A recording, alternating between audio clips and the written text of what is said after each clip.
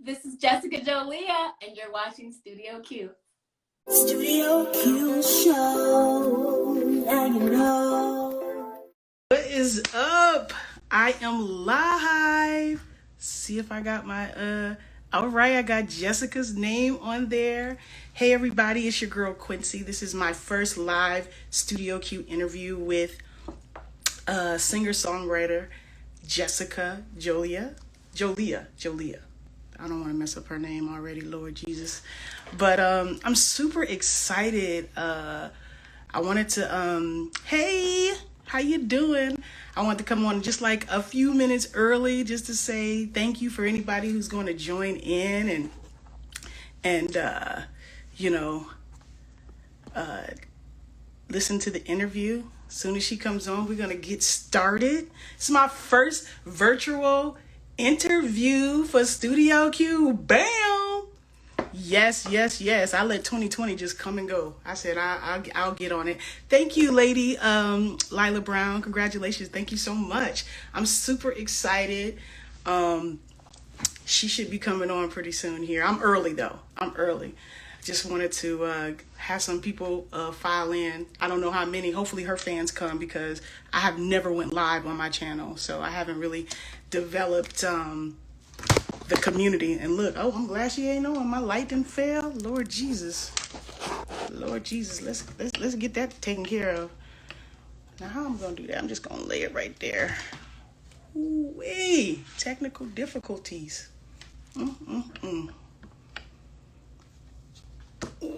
Oh yeah. Please don't fall. All right, it's already done broke. To go on Amazon and get me a new one with my new stimmy check. Anybody got their stimulus yet? Oh God, that's all I need. Thank God I got two lights, cause that one just fell. Yes, one person. I don't know who that one person is, but thanks for joining. All I really need is Jessica though. When she comes in, we're gonna do the dang thing. I'm so excited to interview her. In the meantime, look what I just got in the mail. Bam! Cicely Tyson just got that new book. I'm not gonna read it though. I'm going to listen to it. Hey Jessica's in the room. So let me see what I gotta do to get her, because I'm kind of new to this.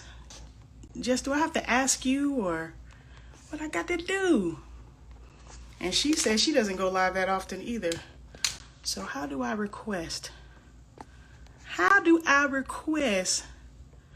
No, I don't want to go live in a room. But maybe okay. Send a request. All right. Ooh, I'm about to talk to Jessica, you guys. Ooh. Hopefully she'll do a little duet with me and give me a note. Give me a note. She'll do vocal arrangements and stuff. Maybe she'll give me a little note to sing and she'll like sing around me so I can say I did a duet with her. Wait a second. I hear something, but I don't see nobody. Can you hear me? I can hear you perfectly fine, but I don't see you. Yeah, I don't see it. Oh, there we go. There she is. It's Jessica. Sometimes I dance. Girl, that is my new Jessica jam. Okay, I know it's old, but it's new if you hear it today. That's right. I'm gonna turn you up now. I can. Ooh, let me turn you up too, cause I'm gonna get it all together. There we go. Okay. This is me new. Look, I'm already sweating. This is my. Girl, I sprayed my face because I'm a sweater too. I was like, let me get this together. my light didn't broke. I'm gonna have to get me a new one with my new stimmy. I got my little ring light up top. It's working out so Yes, far. I got a little one, but I had another one, and all of a sudden it said, oh, really? Of course, when you have something to do too. Right.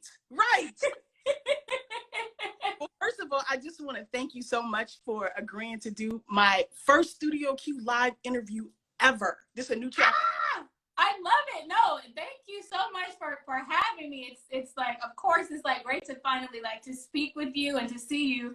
But just especially because I've seen so many of your interviews and I love what you do. So just for me to have the privilege of saying, well, she interviewed me on IG first. First, because I feel like in the future you're going to be like a Grammy winner, and I can go back to this and be like, excuse me. Thank you. Yeah, so let me give you a proper intro. My name is Quencie Thomas, host of Studio Q, and today we are blessed and honored with Detroit born. That's right. Sacramento raised. That's right. Wow. That's right. Yeah. Jolia, she's a singer, songwriter, humanitarian, who was literally introduced to music in the womb. And I'm not even playing. Her dad used to put earphones over her mom's stomach. So she's been engaging in this craft for a long, long time, okay? By the time she could sing, she was already absorbing the music, okay? She's the independent artist. She won the 2020 Sammy Awards, which honors the best in Sacramento, if I'm not correct. Right? Yep, and she's a musician. She doesn't just sing, y'all. She arranges, she plays the alto sax, the tenor sax, the bass, what is it called? The contrabass clarinet? Contrabass clarinet. Contrabass, yeah. Bigger than me. Man, that's so awesome. And you taught yourself how to play the piano at 11. So, I mean, she has toured with some of your biggest stars. I mean, she just came off a tour with the Jonas Brothers. That's huge within itself. But let me just read this little list of people your girl Jessica didn't work with. So pick your jaws up off the ground. But I'm about to read this little list. Eric Benet, Megan Trainor, Johnny Gill, The Chainsmokers, Guapale, Rita Ora, Iggy Azalea, Ho, T.I., Dr. Dre, Smokey Robinson, Earth, Wind and Fire, Stevie Wonder. Okay, Jessica has performed to sold out arenas all across the globe. I mean, I feel like you are a veteran, even though you're still super young, coming out with your first life. Yeah, I mean, when you list everything out like that, I'm sitting here thinking like, yeah. It's the truth. But I mean, if you start in the womb, I don't know how you couldn't go up from there. And it's so funny because it's a question that people ask me a lot, and it's like, thankfully I love music because I don't think I had an option. I think everything that you're introduced to, whether you're super young or even if it's before you're here and you're developing, it really becomes a part of who you are. And I really don't think I had a choice, but I think my dad did the right thing. I don't know, it was probably just something super intuitive for him to do that. But I'm so glad that he did, because it really was my foundation, and it is where my passion and my love for music stems. And it's always been a part of me. I know people say that all the time. Oh, I don't know. I always love music, but it's like, I think music maybe loved me before I knew what it was. Some things are just put in the stars, Jessica. It's like this was born to do. Yes. It is. Now, you recently was on the Jonas Brother tour, which, they're gigantic. And you said that when you guys go to city, people sightsee and everything, and you want to take in the places. But you use your days off to actually record and write. Tell me about where that discipline comes from. I think that's also my dad. But he was very, not strict, but I would say very stern with me when I was young, when it came to academics, when it came to music, when it came to even hobbies, anything that I wanted to pursue. He was like, this is what I want you to know. If there's something that you want to go after in life, you should never strive to just do it for fun or to be mediocre. So be the best you can be. And maybe your best isn't always the best, but always strive to do your best, so that at the end of the day, oh, I didn't like that because I didn't give my best effort, or I didn't study enough, or whatever it could be. So right. I think he instilled that in me at a really young age. And so being on tour, it's chaotic. The schedules are always crazy, but then there is this you know, yearning to travel and to sightsee and to do all of these things when you're somewhere that you've never been before, and maybe it's even on your list, like, oh my gosh, we're finally in Tokyo, or whatever it might be. I want to see, you know. And I never, you know, deprived myself in the sense of like, oh well, you know, maybe another time, maybe you'll have to go when it's a vacation. I did enough to where I felt like, you know, I had a chance to take something back home with me to say, you know, when I was there, this is what I experienced. This is what I loved. This is what I would like to do again, or, you know, XYZ.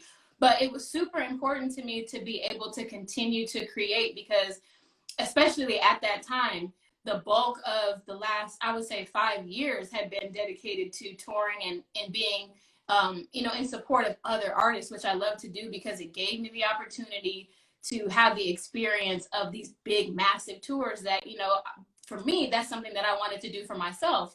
Exactly. But I also knew while you're doing that, if you're thinking that one day this is something that you want to do, what's your material? What are you going to sing? You can't sing their songs. Come on, Jessica, with the original works. Come on. So, you know, I mean, and of course, you know, people do tours and they do the songs that they love to, sometimes songs that they heard as kids, sometimes songs that are hot at the time or whatever the case may be. But it was always in my mind, like, if this is what you want to do also, this is a part of the experience, you know, all of the behind the scenes stuff, you know, all of the technical things, all of just like strategic things, like you see the way that tours are run, what can I take from this? What will I use? What will I maybe pass on? But what do I have to present to people when I'm in the position to tour? Where's your music? And so that's what it was for me. It was like, you got to stay ready. You got to stay ready. So every time that I could, every chance that I could take, I packed this suitcase full of equipment. It was heavy. People probably were annoyed because you only got so much space on the bus. And it was like, please, do not mess with my stuff. Here comes Jessica and all her stuff. They made like special exceptions. But you know what? I was like, you know what? Because they're so considerate and they know what I'm trying to do. I did reach out to MXL, they're a company that I'm endorsed by. They have like great microphones, especially for like remote stuff. And so, you know, trying to think and be mindful of how considerate they were of me. I was like, can you send them some stuff too? Because they got to keep stuff in their bunk sometimes. So I'm like, no. Don't, you can't be putting your stuff by my microphones and stuff now. Can't be breaking my stuff. So they're sleeping in there like, oh, okay, I'm sleeping on my laptop. But yeah, that's literally what it was. It was like just always trying to be prepared. And you never know when the opportunity will come, but I didn't want ever to be presented with, you know, the opportunity that I've been working so hard for and then be like, oh, well, actually, I only got like 2 songs. So now this year that maybe I could have been actually doing more work if I was more prepared, I got to sit back here and record. And y'all got to put up a recording budget for it. And it's going to be more cost prohibitive for you than it would be if I just came like, boom, here's 3 albums. What you want to do? But see, but like shout out to dads for that mindset, because you could just be really just taking in the experience of like, look at all these people out here and I get to sing. Like you could really just be swept up in that. So to Absolutely. be moving forward is like so mature and disciplined, you know, and I don't know, it puts you ahead of the game, I think. But I want to ask you, like, while you're on tour with all these different people, gathering all these experiences and also recording your own, what kind of information and lessons did you learn from supporting other artists that has helped you be an awesome independent artist? You know what, I can say for sure, everyone that I worked with, especially if I worked with them, you know, long term, in the sense of it wasn't like, oh, here's just a one-off TV performance, but people that I actually worked with in the studio, or people that you you went for. Yeah, I mean, I think I learned a lot about the things that I would like to incorporate. I learned a lot about the things that I probably wouldn't incorporate. But I think the people that I've worked with, that I'm the closest with, they show me discipline too. Johnny Gill is a great example of that. He is somebody who, like, he will show up to sound check and get there way before everybody else, you know, way before our call time, We get there, he's been there for hours. He knows what they're still working on. He might even send you back to your room like, nope, they're not ready. And so I'm not going to waste your time. They're going to get it together first. Wow. And then they bring you back and you get things going. But there's, even with him, there's been times where it's like, we got about 30 minutes left of sound check, and he's like, it's not right. So this is what I'm letting you know. I've already told them. If they don't get it together, we're not performing, and everybody's still getting paid. So have a good day. So I learned, like, it wasn't disrespectful. He never spoke to anybody in a way where you would feel like, oh, he's extra, or he, got this big ego. It was like, no, but at the same time, you're not going to misrepresent me by not having these things in place that I presented to you ahead of time. And those are things that I kept with me. Eric, he's another great one, because as talented as he is, he's got to be one of the most humble people that I know, in the sense of, and he'll talk to anybody. Humble and fine. How you doing? Oh. Yes, that too. But he always treated me like a big brother. He always really cared to know what I was working on. He always offered insight, anything that he could do to assist. He always, and I mean always, if I have something that, I'm releasing or I'm trying to promote, he will always ask, do you want me to post it? Is there something I can say? Is there something that I can do? And that's not, common of everyone. And so knowing that I work with people who are exceptionally talented, but they don't have this God complex where it's like, oh, I'm me, and until you're anywhere remotely close to me, I don't want to have anything to do with you. I appreciate it because I come from a place, a family who, is very, very grounded. And so whatever talent, whatever ability, whatever skill, anything you acquire, it's a great thing to have, but it never takes me away from being a human. And so I think that's what I appreciate the most from the people that I've been the closest to, and the people that I work with the most, is that they're super, super dope at what they do, but they're people at the end of the day, and they treat other people the way that, they deserve to be treated, not any less than what's deserved. And you people, so please let everybody know how rare that can be. That's what I'm saying. I've done the pop tours, the R&B tours. I've done huge stadiums. I've done the intimate, 100 capacity. And I love everything, because any opportunity to, really interact and to share pieces of me through music, I love. But there are people who are just, in their minds, they're way, way, way up here. And even if you are someone who is talented and they recognize it, it's just so nobody knows who you are, and I'm going to treat you the same way. Yeah. And so for me, fortunately, that hasn't been the majority of my experience. My experience has been, you're a person, I'm a person. If you want to learn from me, I'll teach you what I can teach you. Take what you can take, throw away what you don't need. Right. And I love that, because I'm the same way with people. It's I don't have all the answers. If you reach out to me and you ask for insight, input, I can tell you everything that I know. I can tell you everything I experience. But what I take away from that might not even be 100% applicable to you. So take it, use it, and what you don't need, throw it away. And I love Spit that. Out the bones. Spit out the bones. Yes. But listen, before I move on to my next question, how do you deal with the trash people? Because it's a bunch of them, and you still have to work with them, or be in a situation. How do you balance, I'm me, I know that they're trash, but this is a job I got to do. Tell us your coping skills for that.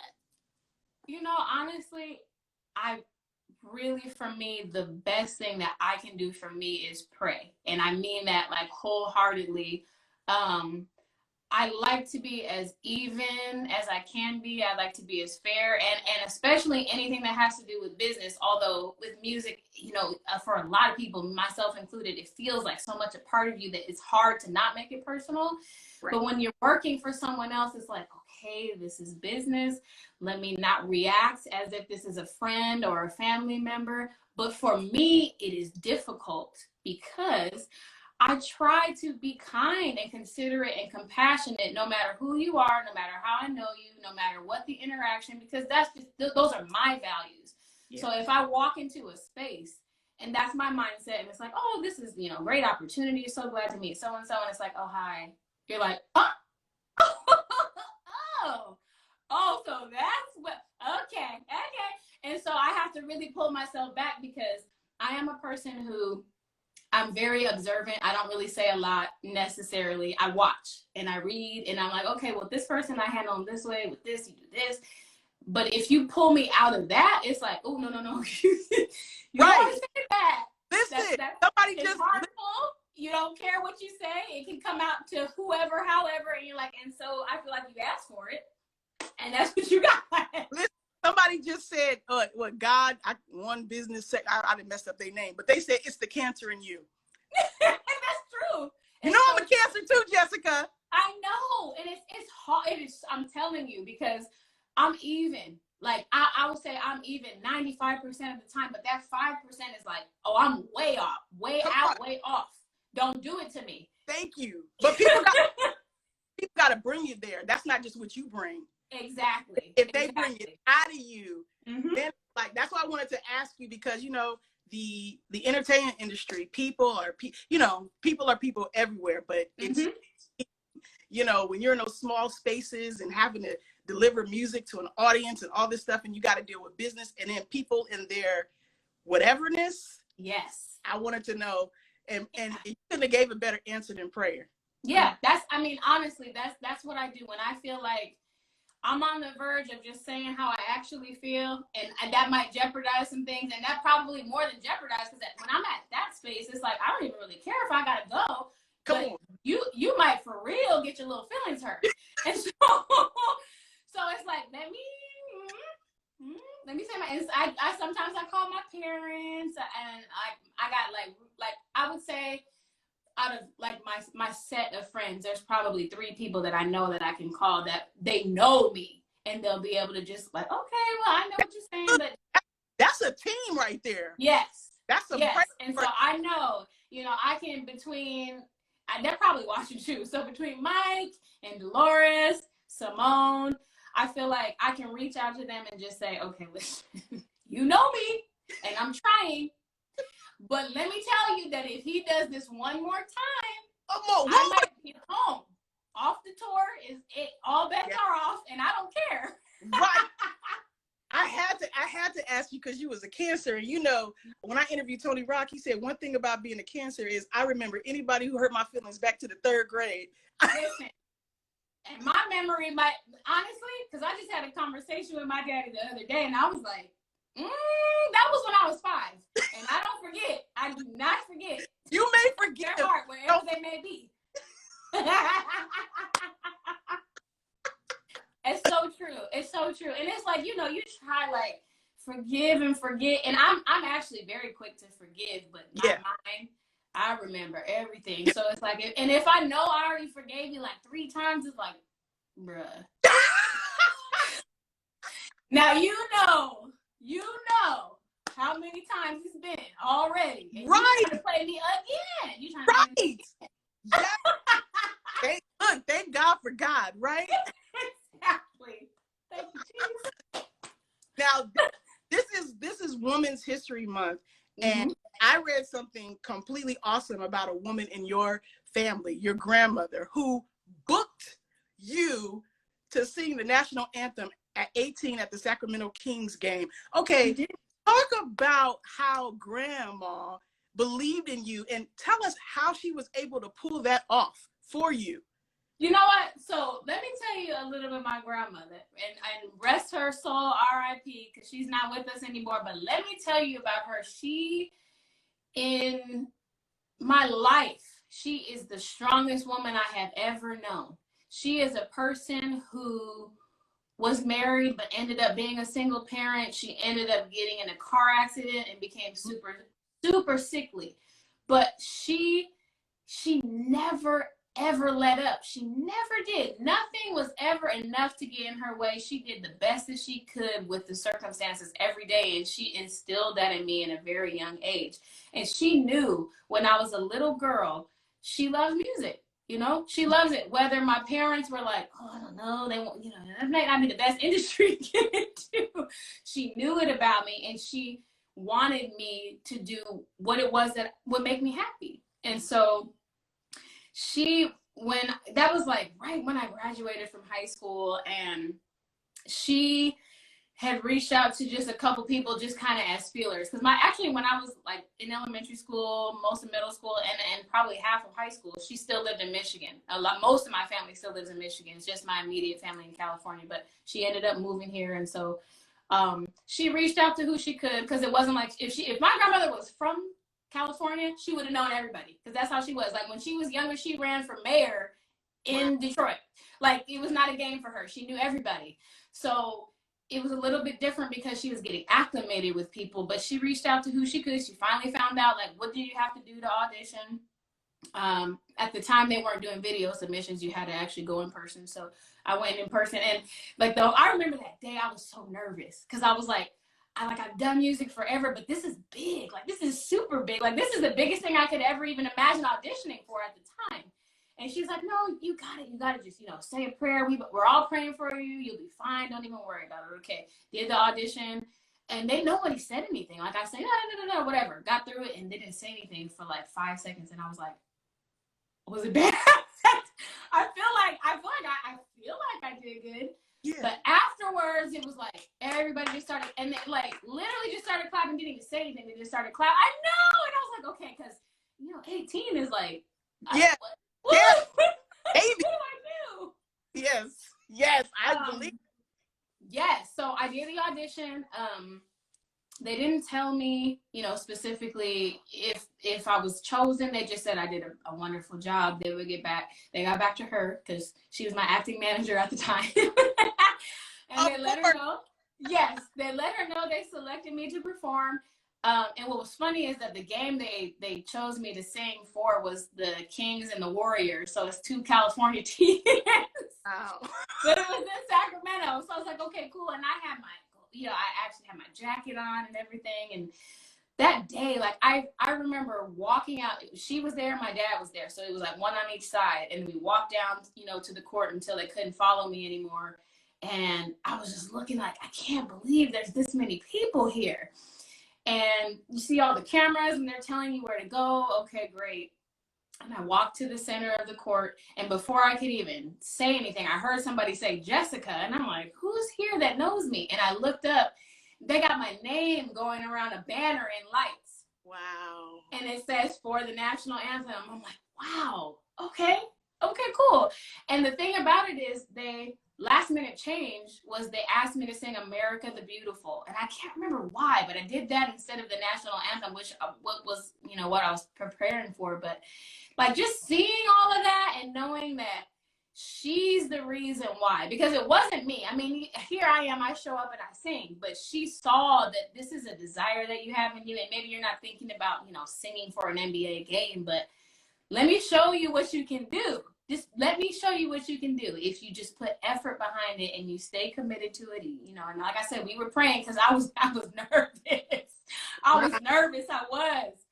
But it was great. And I think it was the second that I heard somebody say my name and I looked up and I saw my name, I was like, oh, okay, we got it. What a memory that you can always go back, that your grandmother saw something in you and was willing to work it so that you could have that platform. Yep. She did. She sure did. And like I said, she, whether she felt great or she was sick or somewhere in between, she did everything she could get done every day. And she was taking them calls and sending them emails and whatever she had to do. We're going to get it done. What's her name? Connie. Rest in peace, Connie. Whoa. Thank you for doing that. I mean, that's just, I love that story. I just really do. It's definitely appropriate for Women's History Month to talk about her and her doing that for you. Yes. Now, you've got some new songs like In the Water, No Question, On a Break. You got to tell us, like, for somebody who's never heard your music, how would you describe your sound? Wow. I feel like my biggest influences are R&B and jazz, but like there's a part of me that thinks that I'm a thug, but I'm not, but I feel like it. So I think there's the R&B and the jazz, because those are my influences and what I grew up playing and listening to. But then, like, I love hip hop music, and so that is what brings the edginess. if that's, you know, what the song calls for. I think what it sonically sounds like is like a fusion of what I listened to when I was coming up, but also like what I like to listen to now. I don't know, like, and that's the thing, I don't even really like labeling it like, oh, it's this genre or that genre, because it could be anything. Your Cancer, depending on my mood, it could be anything. Look, You know how I woke up this morning, how I feel. Depends on how I feel. But I think for the most part, what I've released so far, it definitely would fall under like R&B, maybe like electro pop. The song that I put out the most recently, no question, I've been reading like the blogs and the different magazines, and a lot of the descriptors have been electro pop, and I'm like, okay, that's cool. Okay. Instrumentally, jazz is my biggest influence, but like the people I love, like even now still, like I listen to Prince and I listen to Whitney. Obviously, you can't even see my shirt. Let me pull it down because I wore this just for you. Oh God! Oh my God! Oh, Jessica, we should have texted each other because I would have. How dare you wear a Whitney shirt in my presence and I wear one too? We could have been twins.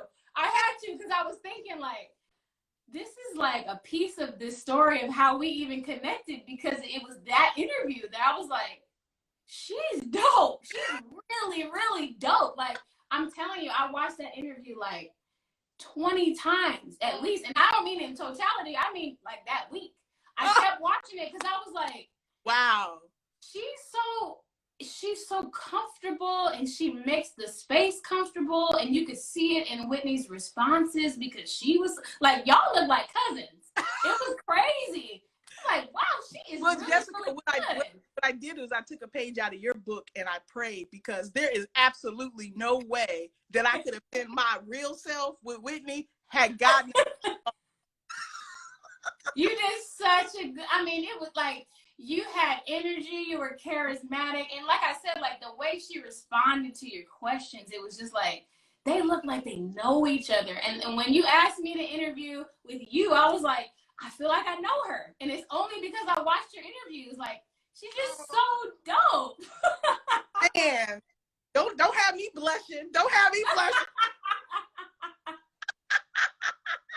Well, I had no idea that you had, you know, watched that or knew that, you know, but I appreciate it because, you know, I only have one favorite.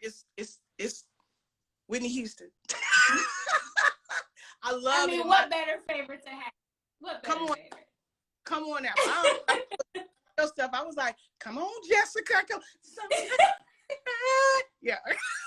Girl, no, we doing a duet at the end. Anyway, I'm just prepared. Okay. So you're going to have to vocal arrange me to hold on one note because. Okay. I got you. Yeah. So got it now. File that away as we talk about you some more. Now, you said that one of your favorite things about being an independent artist is the creative control that you, you know, ain't nobody telling Jessica what to play, what to write. It comes from you. What are the woes of being an independent artist? I would say right now specifically, I think the biggest obstacle is navigating through the marketing and the advertising, because I am extremely critical of anything that I put out. And so when I put it out, I feel like, okay, this is done. Like, we've gone over this mix, probably fit. And he's probably watching too, my mixing engineer. He knows. We got like 15 revisions before I'm like, okay, it's good. So I mean, by the time I put a song out for anybody else to hear, I've literally heard it probably like 100 times. And that's not even an exaggeration, because I want to make it right. I believe it.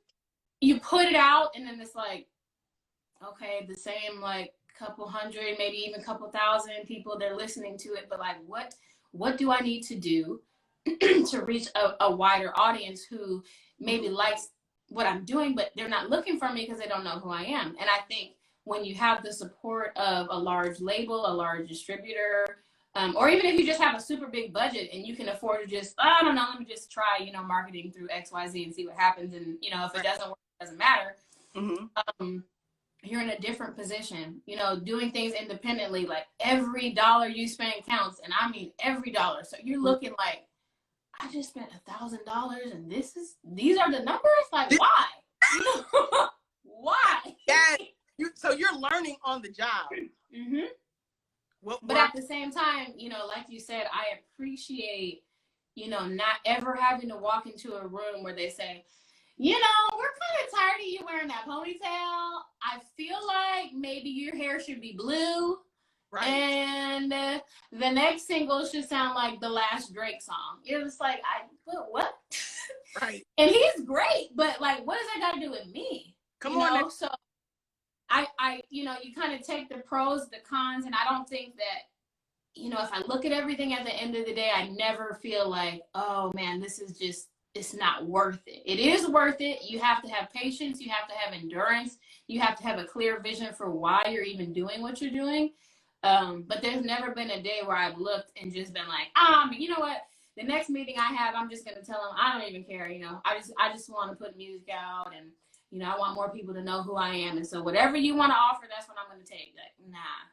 Not you know, like, it's not even part of your spirit. No, it's not. It's not. And so, you know, it's, for me, it's like, I actually just had this conversation with just an acquaintance on Twitter, but it was like, you know, a lot of times you look at people and you may be a personal fan of them and not everybody knows their music or whatever. And you're like, I don't understand why, you know, how come people don't know them, or, you know, why, you know, they only got so many followers. And it's like, but you're assuming like that these people have never had the opportunity to do something outside of what they're doing. Like, you don't know how many times they had meetings and said, no, thank you. No, thank you. Thank you, but no thank you. So, right. You know, I'm very focused on doing things the way that I feel like, you know, is the right way. I also, with having my label, you know, I want to get to a space where I can represent other artists, producers, musicians, singers, you know, whatever, you know, have you, and make, you know, them feel like they have a comfortable space to be themselves, to create, and not feel like they're bound by some crazy contract that takes them out of who they are and takes them out of their purpose. None of those things. Yeah. So, you know, you look at it and you say, at the end of the day, is it worth it? Yes, it's worth it. It's worth it for me.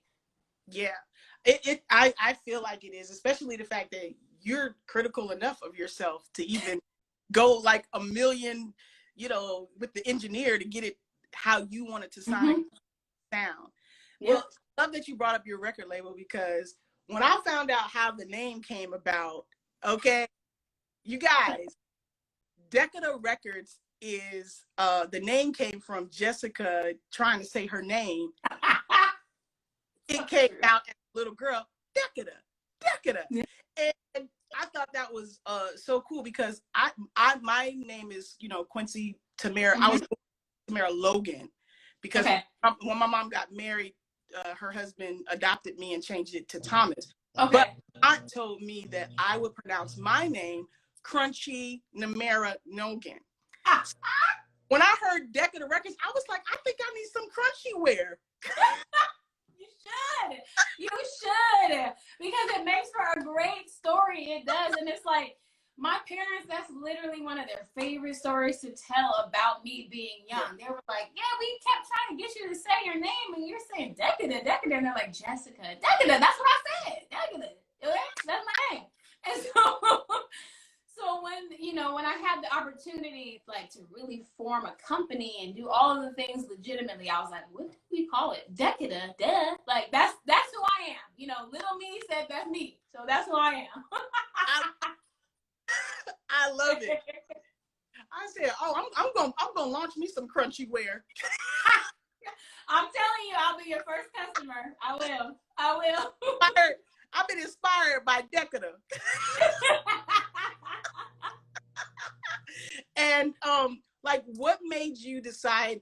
I know that the industry sometimes it's not a place for you to fit, especially being so independent as you are. But like, what made you not turn down whatever somebody was offered and say, you know what, I'm gonna do it this way. I'm gonna create my own label, you know, and if I find other artists, cool, but I'm gonna put out me, you know, Jessica Decada, you know? What made you say, this is the road?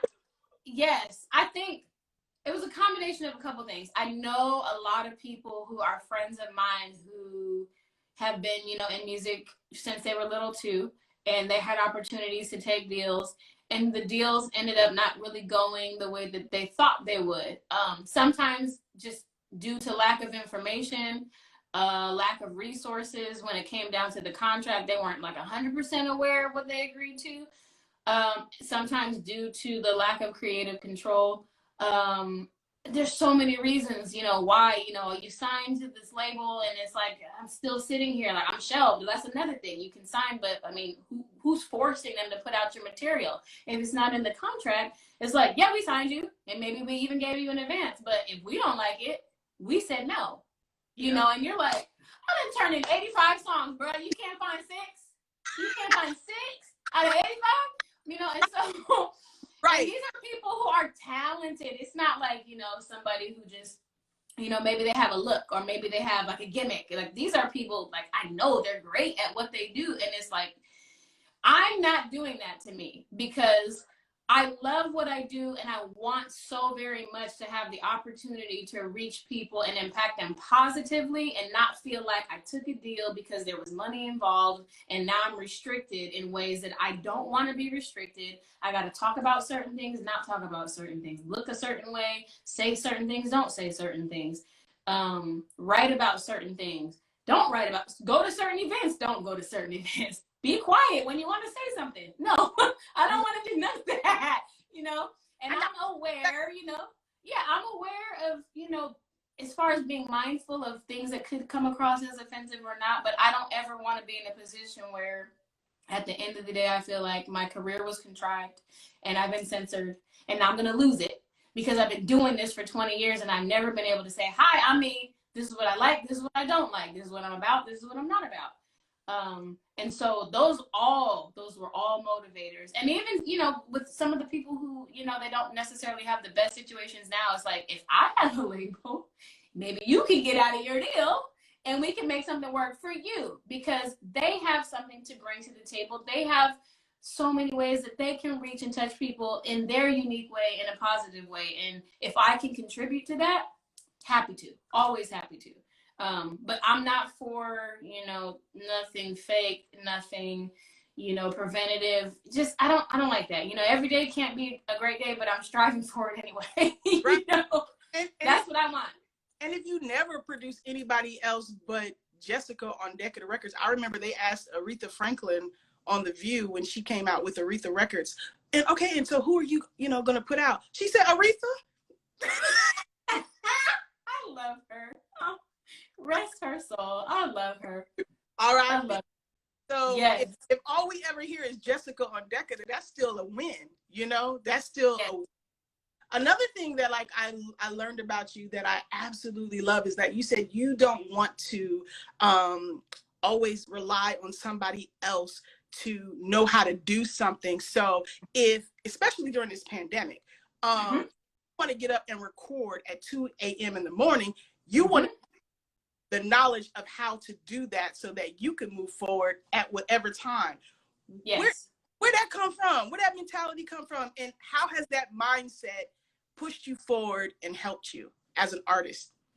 I think when I finally decided that I was going to shift from just, primarily focusing on musicianship and focusing on songwriting, because it's like, I'm a person who, I was like a 12-year-old writing poems and playing my instruments and doing all that, but I never connected the two at an early age. I wasn't really thinking like, I'll be a songwriter one day. Although I did write my first little rap when I was like 9 years old. Yeah. Love that girl. You know that rap? How that rap go? How that rap go? Wait, hold on. That girl think that she's so bad because she's the finest little lady I ever had. I treat her right because I know she'll never do me wrong. Her love is tight and this would always keep me holding on to feel strange because I never felt the same before. Every time I walk away, she calls me back for more. So I might have to let her know that no one in this world could ever take a place in my heart. Yeah, that girl. She did that at 9, y'all. She did that at 9. Let me tell you, every one of my siblings is like, you wore that out. We were sick of you singing in the bathroom every day. And I was like, I'm a rapper. I didn't know. But even then it was like, this is just for fun, you know, like I wasn't really thinking about being a writer. I think all that stuff like came so much later. And when it did, I would go into the studio with, you know, whoever was available. I eventually got to a space where it's like I'm always working with the same engineers, which, you know, thank the Lord. Rhythm Section Entertainment, Mike, Buddy, Chris, y'all love you to death. But before that, it was just like whoever's available, I'm gonna go, we're gonna see how it goes and whatever.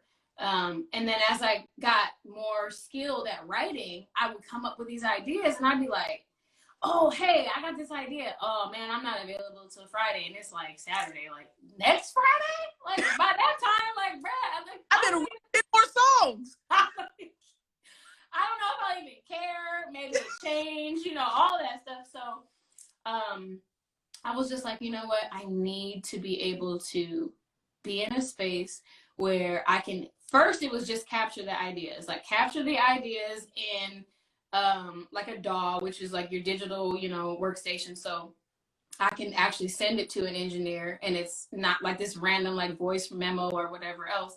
But then even with that, it was like, I just want to get it all done. I want to be able to pop up, record my idea, tweak it, move it, shift it, all of those things. And then when I send it off to get mixed and mastered, it's like, bruh, if you mess this up, I don't know what to tell you.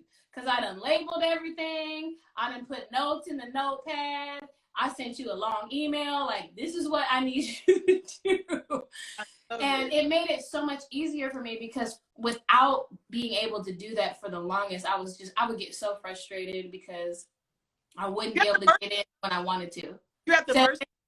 I said you're at the mercy of other people's time. Yes. And even if I was able to schedule something, it's like, and especially earlier on, you know, I would want to be there for hours. Like, you know, I could do this for 8 hours, 10 hours. And whether it's one song that we do the whole time or 3 songs, like I want to just be able to, you know, really like immerse and submerge myself into all of this. But if they got a session after my little 3-4 hours that I booked and I'm not done or I want to do more, you know, that's it.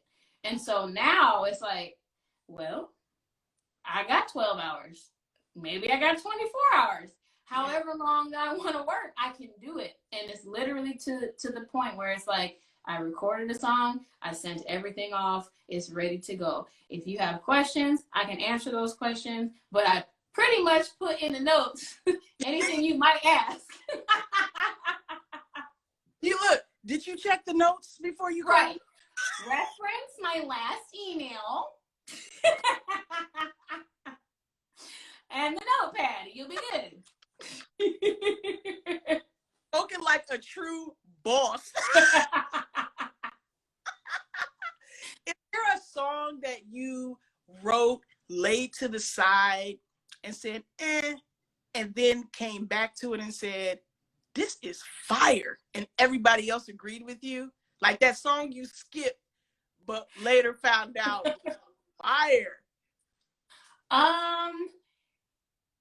You know what? I think as far as what I've released, I would say, just to kind of keep it in context, probably the song that I released most recently that was like that for me was In the Water, because I felt like it was a song that had like double entendres, and I'm like, is it too deep? Did I say too much? Did I not explain myself? Did I say the too many times? I was so in it when I did it, and listening back to it, just trying to get it like prepared to go to mixing if I was going to even put it out, that it was like there were so many moments and I was like, I thought I liked this, but I don't know, because if I'm not me and I'm just listening, like, is it too complex? Is it like, you know? So I was really, for whatever reason, in my head about that one.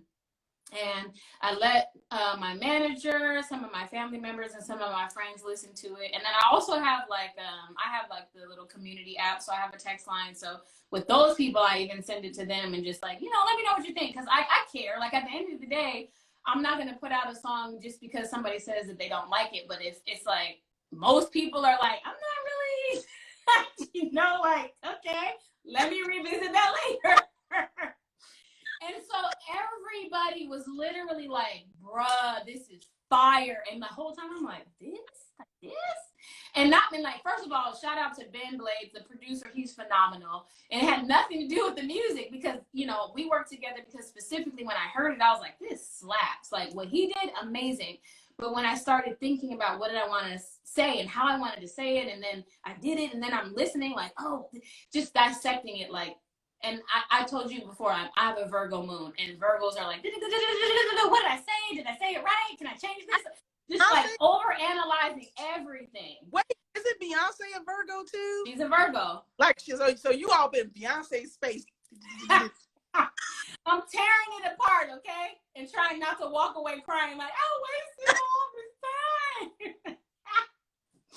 But people loved it. And this was before I even released it. So then I would like post like little clips here and there, like teasing people like, oh, okay, it's coming out. And same thing, great response. And so, you know, when I finally released it and people reached out about it, they were like, and even since I put it out and I had different meetings with different labels, different distributors, they love that song. And it's like, it's crazy because if you would have left it up to me and I didn't talk to anybody else, I'd have been like, I love it too. In the wild. I wouldn't have thought that would, but thank you for sharing that story. Yeah. And it's good also to, you know, test stuff, send it out there because yes. you can too much in your head about it. Yeah, you know? that's me. I mean, I try to allow myself the space to be creative. So I'm not, at least as I'm laying all my ideas out on the table, I'm not trying to be super critical, super analytical, but it was at the point where everything that, you know, I had done was done. And I'm just listening back and making like tweaks here and there, like, oh, this needs to come up, whatever, just basic things. But I kept listening to it and I was like, people are going to think it's too much. It's too deep. Like, what is she talking about for sure? And so, look, let them come up with that. They have that. Right. Yes. And so that's definitely my one, but I'm so glad that I did put it out because the response has been great. And I think people took away from it what I wanted them to, because they did get the fact that, oh, it can mean this or it can mean that. Like, there was no, like, I don't know what she's talking about. It was like, it's this or this, but it don't matter because I like it. It's just, I like it. Yes. I like it. I don't know, but it makes me feel good. Yes. You know? And so you've given us a little peek inside, but how would you describe your creative process? Because, I mean, you do so many things, like you're vocal arranging, you're writing, you're writing notes for the mixer to mix this down. Many hats. You know, like, so I read that, you know, you had no question, like a producer had put no question on one of the tracks and you just went from there. Yep. Is that how it normally is? Or I know you sit with the music and connect, but give us an insight to Jessica's creative process. I think for me, no matter what, whether I feel like super inspired to write or I'm not sure what I want to talk about or somewhere in between, my goal is always to create something that sits well with the music. So it's a marriage. Like, I never want to have this idea and then there's this track and then we're going to try to force them to work together. So I think that's always in the back of my mind, like, whatever it is, it's got to work with the music, not against it. But there are definitely times where I feel like, I don't know, like, I don't even know what I want to talk about, but I love this track. I love it. And so with no question, I actually had that track from Dizzy. Dizzy Wolf is a producer. Shout out to him. For a little while. And I heard it, but for whatever reason, it wasn't like, yeah, right to that. So I just put it to the side and then I went back to revisit it and I was like, it feels good. The music feels so good. Okay, but what am I talking about? What am I talking about? It like instantly didn't have anything. And I looked and I said, what do you say? No question, no question. Okay, well, that's what the song is about. And when I can do that, I feel like I did a greater service to the music, to the producer, because if it's something that I'm producing, I can do whatever I want. Even if I'm co-producing, it's like, okay, we're working together, we're kind of thinking it through. But being in the pandemic, for me, I've been away from everybody all the time. And so I might have a track that I end up adding to or rearranging or, you know, XYZ, but I haven't had the ability or the pleasure of being in the same room as anyone. So everything is over here for me and over there for you. But still my mindset is the same, but still, like, this started with whatever you felt. So if we're going to do it together, let me consider that when you finish this is what you thought. And I'm like, no question. I mean, I feel like that's a vibe. Let's do that. Nice. And it's super, super helpful when you can't be in the same space. The song that I'm releasing next, actually, Ben Blades, he produced that. He labeled it Sunset Riding. And I sat and I listened to it and I was like, Sunset Riding probably won't be a song title, but what can I do with sunset?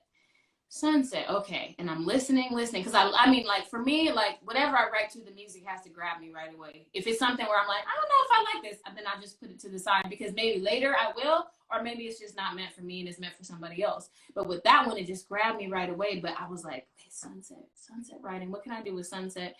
And then when I was thinking about the things that sunset brings to mind for me, it was like, I mean, those are usually happy things, but he produced this song in a minor key, so minor keys are not usually about happy things.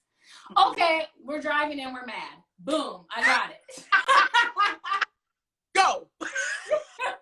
And that's literally how it went. So as often as I can do that, I try to, because, you know, for me, number one, it takes a team to get all this stuff done. And the more inclusive everything can be, I feel like the better the final product ends up being. Because it wasn't like, oh, I'm me, and so you should be glad that I even listened to your track. It's like, bruh, listen, whether I got 1 follower or 100 million followers, you're dope at what you do. And so we're working together, and that's that. Let me do what I can with everything you brought to the table. And so, yeah, that one, that'll be out at the end of this month. And yeah, Angry Driving, let's just keep that in mind. Breaking news.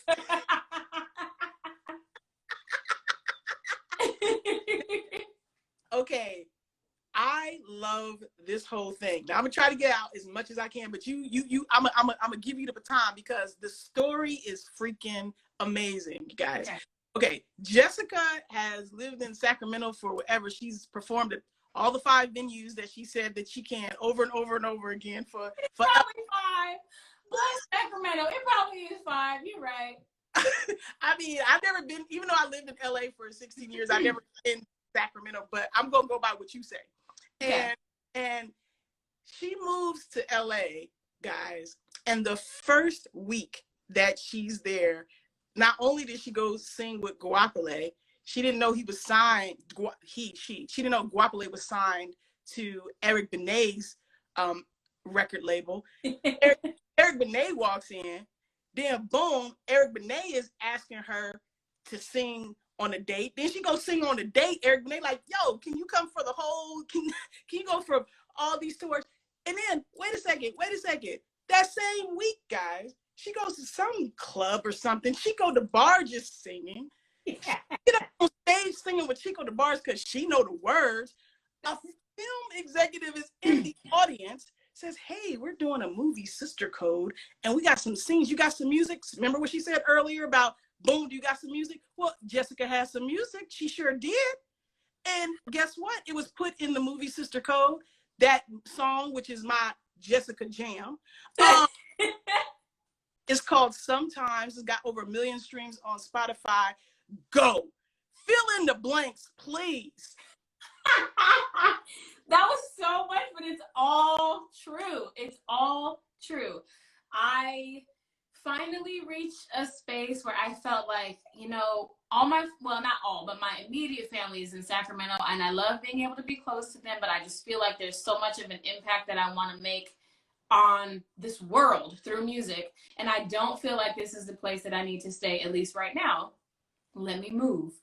And I moved, and I had literally less than 5 people in LA that I knew, no family, no close friends. But I moved, and I was just like, I don't even know what I'm going to do, but I'm going to just do my best. I'm going to go to different events, and I'm going to try to network. And I mean, that's always the thing. Just network, girl. And you're like, what's that even mean? Okay, sure. So, you know, I'm trying to show up here and there. Right, basically. You know, showing up at different places, giving my best, doing my best. The way that I ended up doing the show at the El Rey with Guapole was, I had a friend from Sacramento who was at the, yes, he was at the time her sound engineer, and she didn't even have a background singer, but for that event she wanted a background singer, and I'm like, okay, cool, like Guapole's dope, like I love her music, especially being from California. Absolutely. So they sent me her music for like maybe 2 days. I had to go over it before rehearsal. I go to rehearsal and we're in LA, and we went through probably like half of her set, and then Eric Benet walked in, and I'm like, is that Eric Benet? Wait a minute, what? And the thing is, everybody else, and I'm the new person, so whatever, but everybody else is just like, oh, hey, blah, blah, blah, you know, playing, Lynette's playing the keys. What was you saying in your brain? So I love Eric Benet, and you know, now I know him, but I didn't know him. I just knew his music, and I was like, no, this is not real. You never met him before this day? No. And he's just walking in like, oh, hey, whatever. You know, I'm like, what? Like, it's just Eric, and nobody's reacting, and it's because they already knew. And so I'm just sitting here like, okay, well, let me just get it together, just sit here and be cool.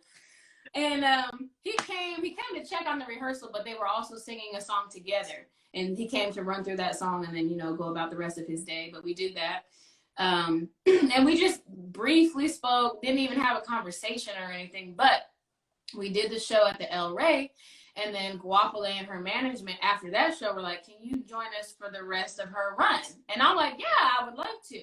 Awesome. Perfect. I don't know if it was them or if it was Eric or if it was all of them. But right. However it came to be, yes, happy to do it.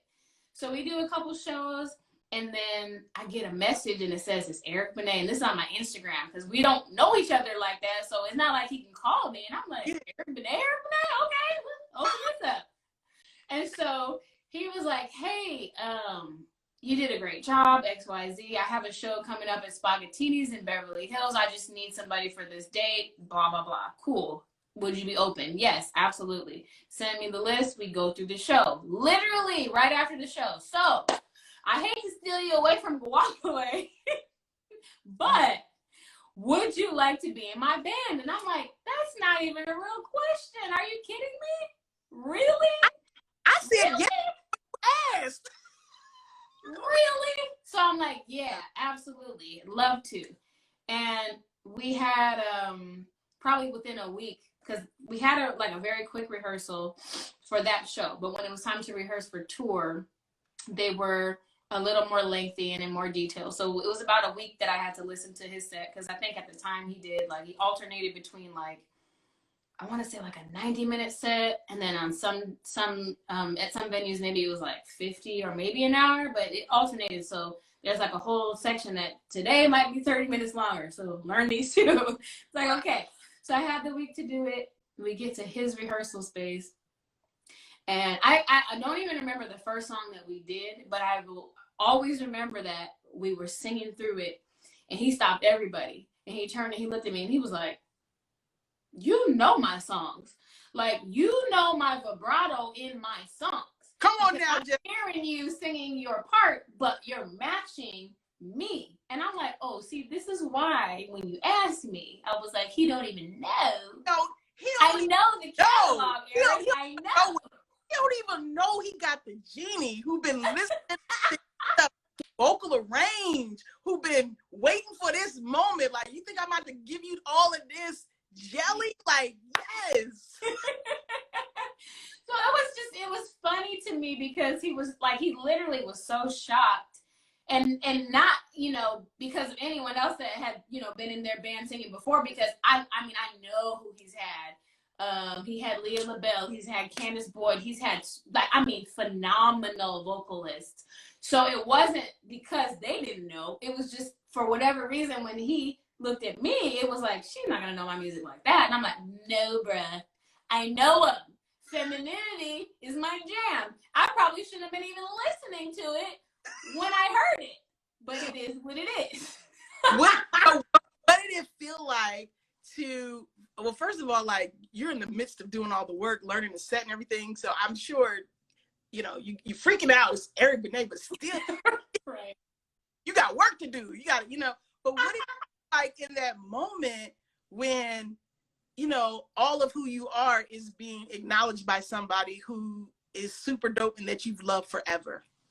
You know what? I told him even, and I've told him multiple times, like, if little Jessica knew that one day she was going to sing with somebody that she admired so much, and not only that, but that when she met him, he was a good person, I don't even know if I would have believed it. Because, you know, for me, it's always one thing to say this person is so talented and they have so many accolades, and the list could go on and on and on.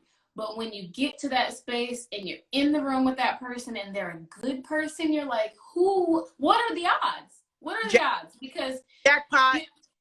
Yes, because a lot of people in your mind, when you don't know them, but you appreciate them, you expect them to be this way.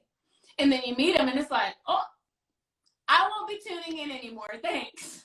Logging off as of now, you know, but he wasn't that way. Not that at all. No.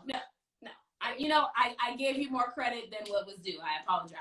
Mm-hmm. But for him, it was just like, and he's just talented out of this world. Like, and you know, and I know people know that about him, but just even being in this, like, he would come to like sound checks. We might have been there for like an hour before, you know, he got there, and he would come in and we're rehearsing like Sometimes I Cry. And if you know the song, like, it's way, way, way up there. And Eric ain't been here warming up. He ain't been talking about how I feel today. Maybe we gonna change the key. Nothing. He'll just walk in like, hey, how's it? Checking on you. And genuinely, how you doing? Any questions in it? Nope. Okay, cool. Oh, yeah, let's just go to that one because it's in a different spot in the set list today. Sometimes I cry. And you're like, bruh. Wow. I had to warm up, bruh. I had to warm up. And I'm a girl. I had to warm up. He just walking in all nonchalant. All right, well, see y'all later. Like, wow. What? See? But like I said, doing that and then just treating you like he's your family, basically. Yeah. Like it was just such a great experience. What did you learn? What did you learn from him? He pushed me. He pushed me hard, and I know he was doing it to kick my butt on purpose. Like, there's a clip that I have on my page of us singing "Spend My Life" together. And one day we're all at lunch, and he's like, "So I have an idea." And I'm like, "Okay, cool. What's your idea?" He's like, and I don't remember what city we did it in the very first time. And he's like, "So when we get to the end of the song, like, I just want us to hold that note." And I just want us to hold it. Like, you know how Babyface holds that one note? Like, I just want us to hold the note. And I'm like, well, how long? How long we holding it, bruh? For how long? I need a number. I need a number of seconds. How many bars? How many? Is it a minute? Because I might not got it. I don't know, bro. I don't know. So we're literally at the restaurant, and he's running it through. And we're not loud or anything, but he's running it. And he's like, so it would come right here. And it said, ooh, but we're just going to hold it forever. Hold it forever. And I'm like, hold it forever? Hold it forever? What's forever? What's forever? I'm not trying to crash and burn. Forever. So we did it, you know, at the restaurant. We ran through it. And it's a lot easier to hold a note for a long time when you're just baby singing. But when you're trying to sing it out full and there's like thousands of people involved, you're like, okay, there's a couple other things in play. But he did that because he knew I could do it. That's the thing. He knew it. And when we did it the very first night, that's the video that I have on my page. Afterwards, he came back and he was like, you could have sang it longer, huh? And I was like, you know what? Maybe, but we're not going to test that out. This was long enough. It was, because I felt, and the thing is, like, I didn't feel like I was out of breath. I just felt like this is forever. I just kept feeling in my mind, like, and there's no, it was literally just me and him a cappella, so it wasn't like, you know, there's a musical cue where you know it's about to be over. It's just kind of like, are you done? Like, you're looking at him like, what's the cue? And so I remember one time we did it for so long that after that I was like, so this is what I'm going to do, bro, because you really trying to kill me. I love you, but you trying to kill me. I'm going to put my hand behind your back, right? When I tap you like this, that means I'm done. If you don't stop, Stop it out. Let you finish. I'm gonna just gracefully be like, I love it. Well, did you know that you could do it that long?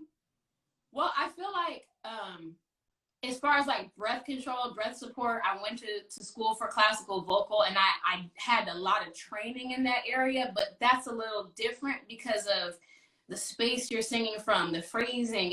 It's not exactly the same. So I definitely had the training and the experience with using the right muscles, but it's just not identical. So like the very first time I was like and it was so crazy because I loved singing that song with him, but I was internally, I was dreading the moment that the music stopped and we're just gonna go until he says we're done, which there's no cue for, and he's not gonna look at me and nod. It was nothing. It was just like I'm looking out at them and I'm listening to him this way, like, oh Jesus, please be almost done, please.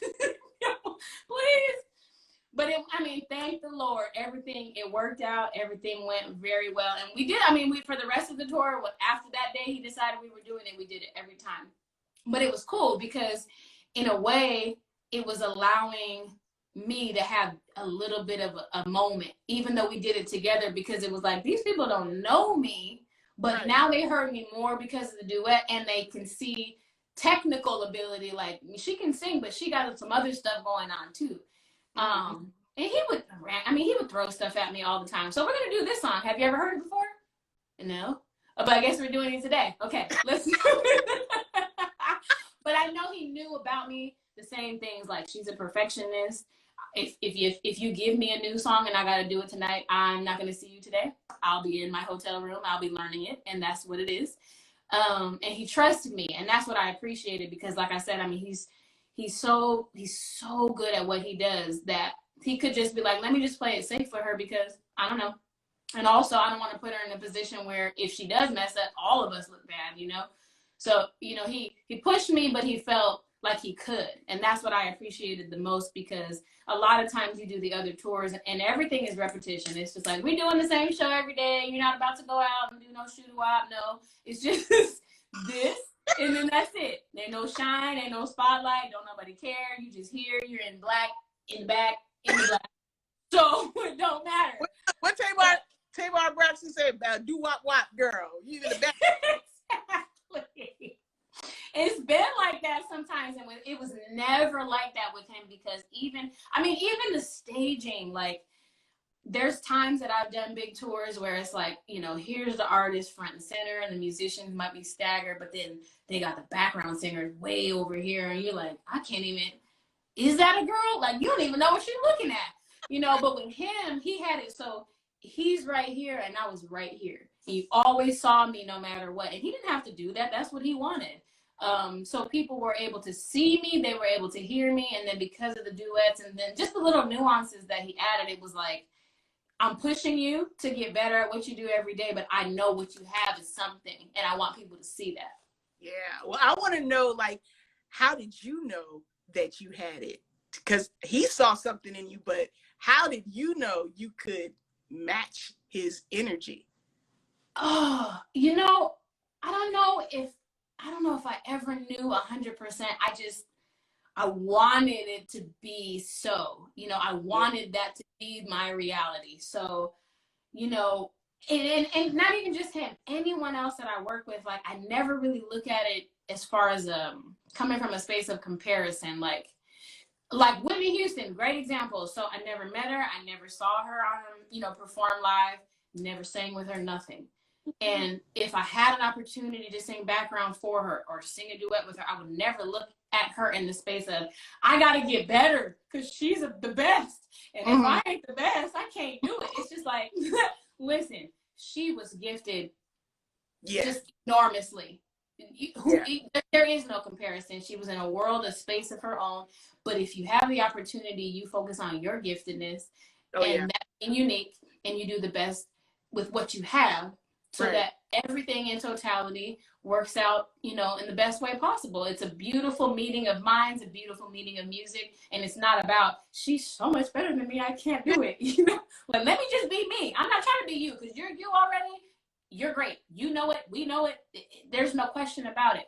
But I still have what I have, and that's me. So I'm going to bring me. And so looking at Eric is like, there's nobody can deny that you are phenomenal at what you do. No one can deny that you're, you're a showman, that you're a vocalist, that you're a writer, that you can act, that you're a human. I mean, people know these things about you, but I am also still me.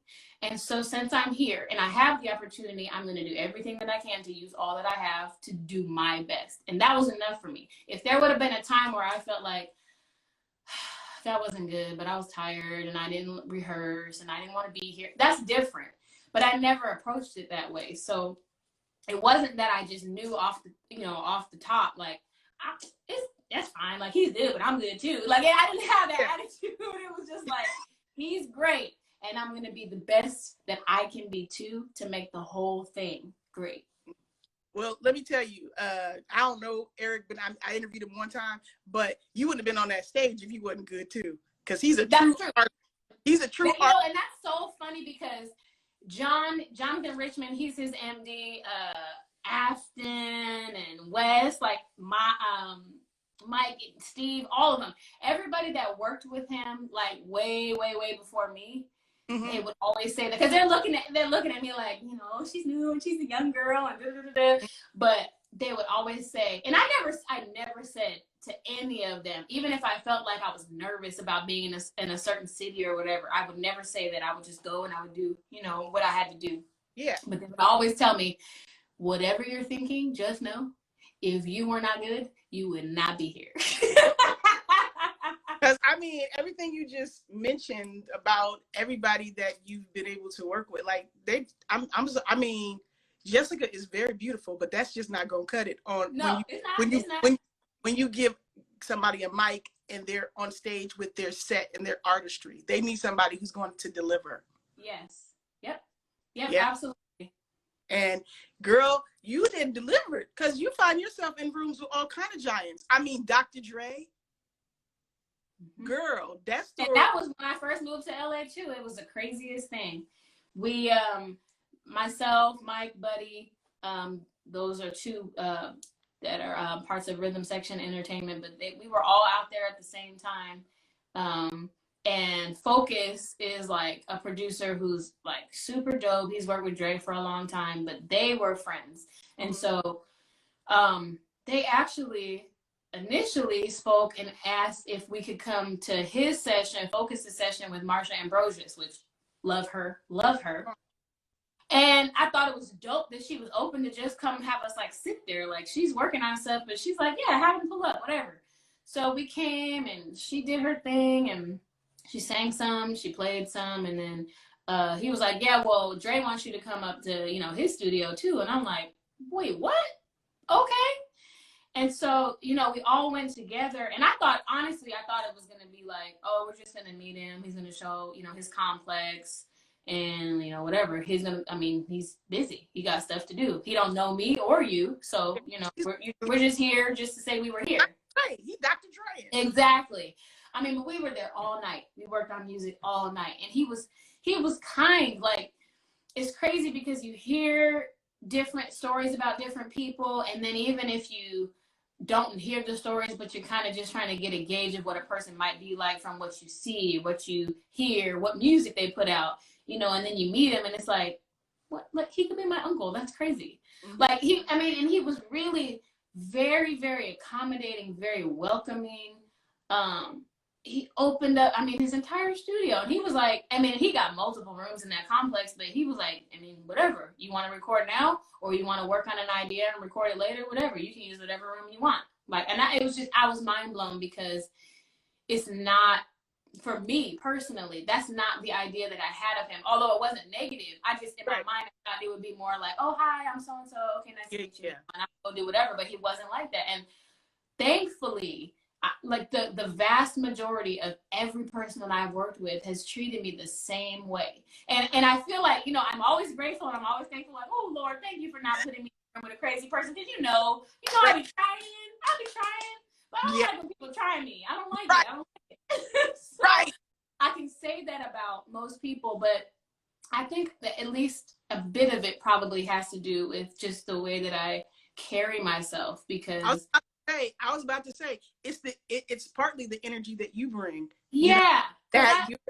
I don't ever go into a space where anybody could assume like, oh, she's just a groupie or she's just trying to, do this or do that. It's like, well, like, don't get it wrong. I respect everybody for what they've done, what they've accomplished, any accolade, all of it. Like, love it. I do. But I do know at the end of the day, we both gonna live and die the same way. So you're a person and I'm a person. So I'm gonna just come in. I'm gonna respect you for who you are and what you've done, but you're not up here to me. We're people, and maybe you've done more, and maybe even depending on what it is, you're better at me than some stuff, and that's great. But you're still a person, and so I'm not coming in with like the deer in the headlights, like, oh, that's so and so. It's like, oh, and firm handshake, nice to meet you. You're dope. Yeah. And thanks for letting me be here. And if it turns into more than that musically, fantastic. If it don't, still glad that I met you. But that's just who I am. I'm grateful because it has afforded me opportunities to work with a lot of people who in turn have just treated me like, oh, that's just a homegirl. What you trying to do? That's, girl, grandma shining some light too on you. On your shoulder as well, guiding some of these wonderful collaborations, connections. If she was on earth doing it, she in heaven going, you know what, I think she needs to work with so and so. I know. I think about that too so much. It's like, oh my goodness. Like I believe she can see everything that I'm doing, but I can't even imagine if she was here. Girl, she probably would have had me at the Super Bowl some kind of way. It would have been like, who is that? Don't worry about it. Don't worry about it. You're going to know now. You're going to learn today. You got your mic? Okay, I got my word. Let's go. Now, before y'all do the national anthem, we're going to introduce Jessica. Listen, I'm telling you, if there was a way, she would have found it. I love it. Was. To have anybody in your corner like that is a huge, huge blessing. Yes. Now, I saw a retweet on your Twitter timeline that said, don't take criticism from people you never go to for advice. All right? Yes. I want to know, who do you go to when you're unsure? Whose opinion do you actually value? I think it depends. So it depends on what advice I need, but as it pertains to my music, I value my parents' advice, but I also, in some instances, take it with a grain of salt because I feel like even if they're not trying to, I know there's a part of them that is like, that's my daughter. And it's like, sometimes I want you to just say what it is, If it's not good, say that. If you think it should be changed, say that. If you don't like the music, if you don't like whatever, and especially my dad, he's pretty good about it, but I can just tell sometimes that it's like, he's not saying everything. He would, if he didn't know me, he'd be like, this is garbage because so I think like if I really, really want advice on something, I would say like for sure, like my manager, Bobby, because he's even and he knows how I am. So he's not going to say anything that's going to like send me way over to the left. Like, well, wait a minute, because, but like, he knows how I am, but he has a very good way of just like staying even and saying like, he can articulate the good and the bad, the negative, the positive, room for growth, maybe not this or this, he's good with that. I would say also, Mike, he's like one of my best friends, but he does most of my engineering too. And he knows how I am. He knows how picky I am. He knows how strong that I can be, but also how sensitive that I can be. So I feel like he has a really good gauge on like how I might think about something in general. And he's very honest. That's the thing. Like he will keep those things in mind. But if I send something to him and I'm like, I'm trying to get this hook done, but I just feel like it's trash. Like, you think it's trash? If he thinks it is trash, he'll literally send me like a trash can emoji. It's trash. You're right. Try again. Agreed. And it's like, you can't even be mad because that's actually what you want. You don't want a bunch of yes men around like, oh, it looks so good. You sound so great. And then you're like looking back like, this is horrible. Why did you say that to me? Why did you let me do that to me? That's terrible. Yes. But yeah, I would say you know, for the most part, you know, my parents, my management, my very close friends. And then sometimes if I really feel like I'm still unsure, I just kind of throw it out like, well, we'll just let the world do what it's going to do with it. And I'll be okay with the end result anyway, because if I just sit here and I keep, you know, wrestling with it back and forth and I should do this or I shouldn't do that.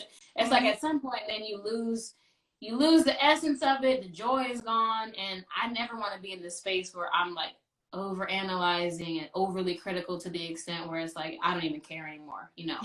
So sometimes I just have to draw the line and just say, okay, well, I did the best that I could to get it ready for release or to prepare for this performance or this meeting or whatever it could be. And then I'm going to just let it be what it is. You know, you throw my prayers up and whatever. Yeah, but it's good that you have a few people, you know, because the majority, you ain't supposed to be listening to them. They're not even in the arena.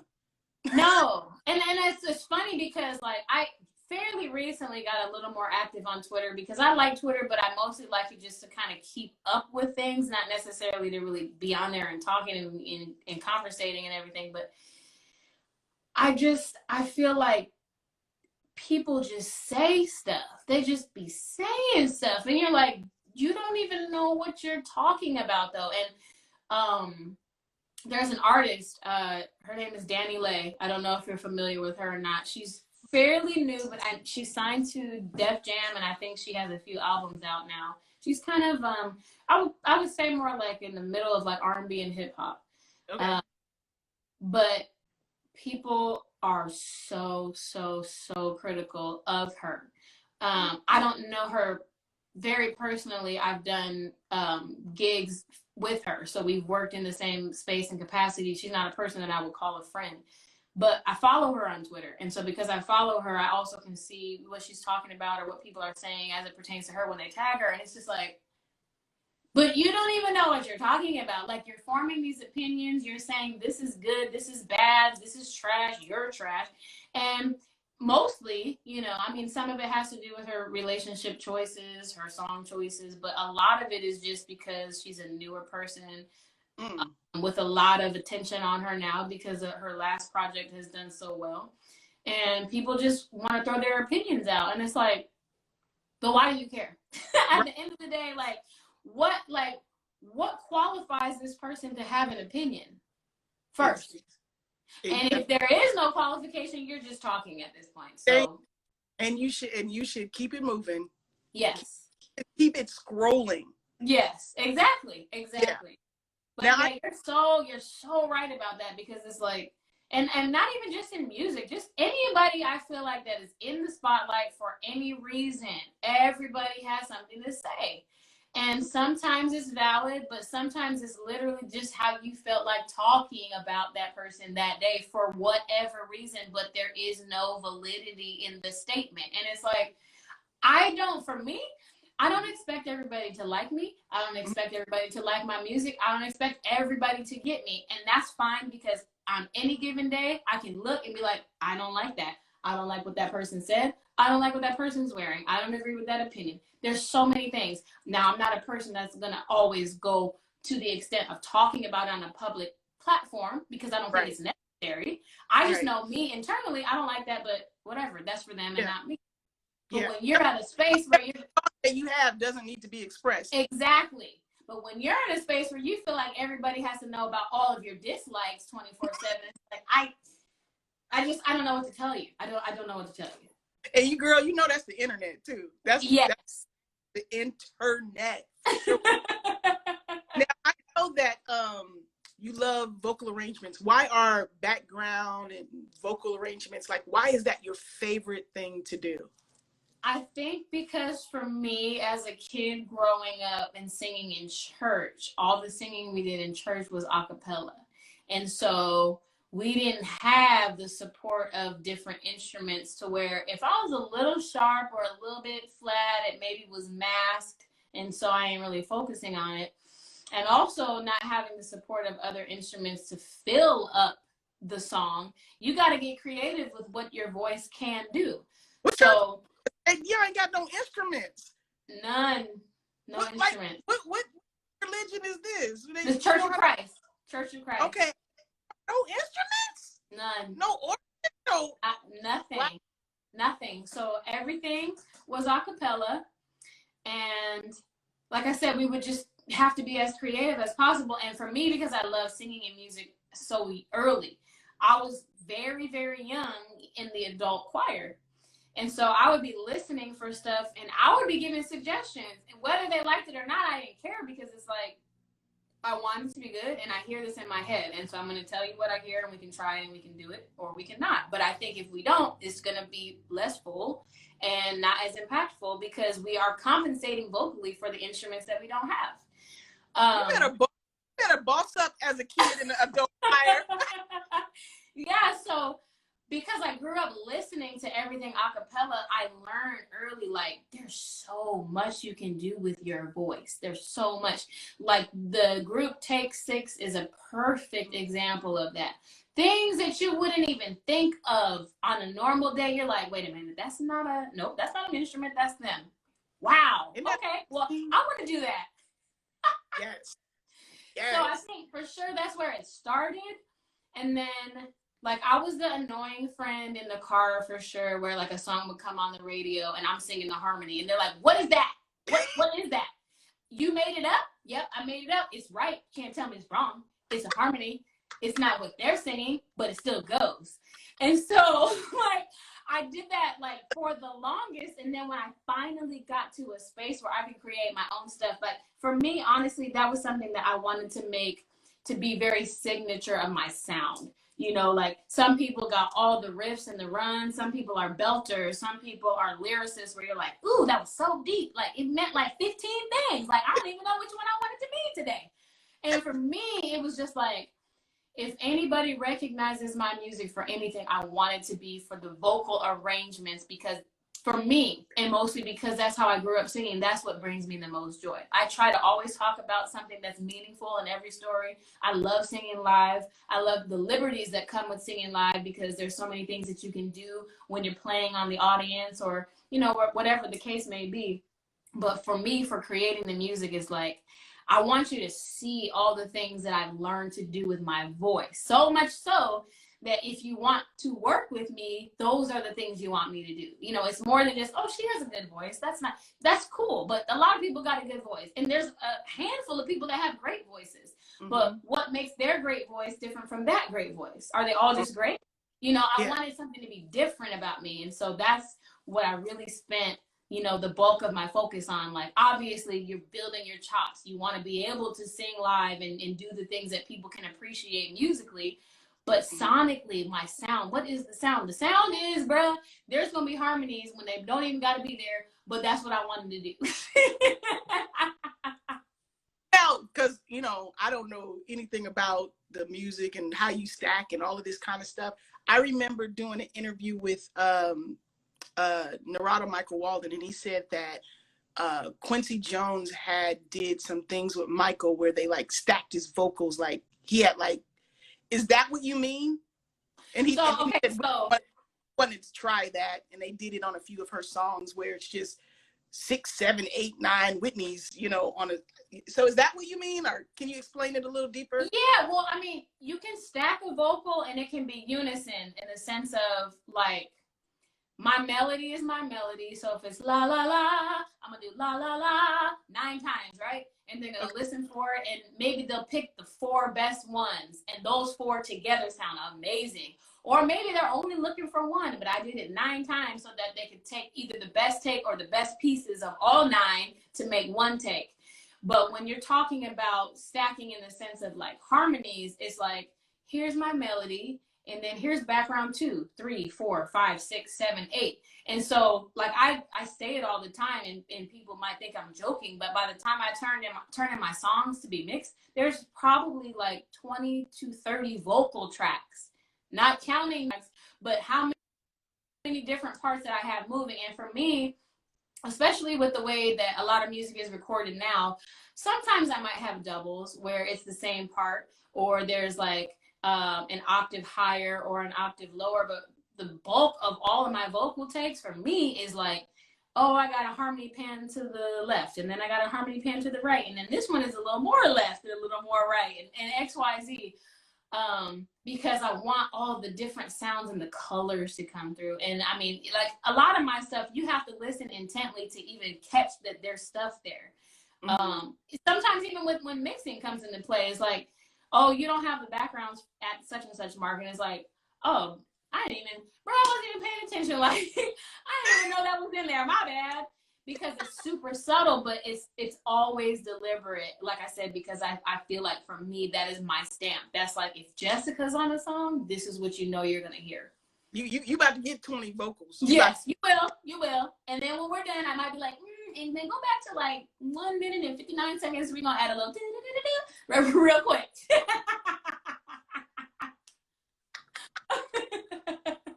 I was driving and I said, you know what? This needs a little ding right there. That's so me.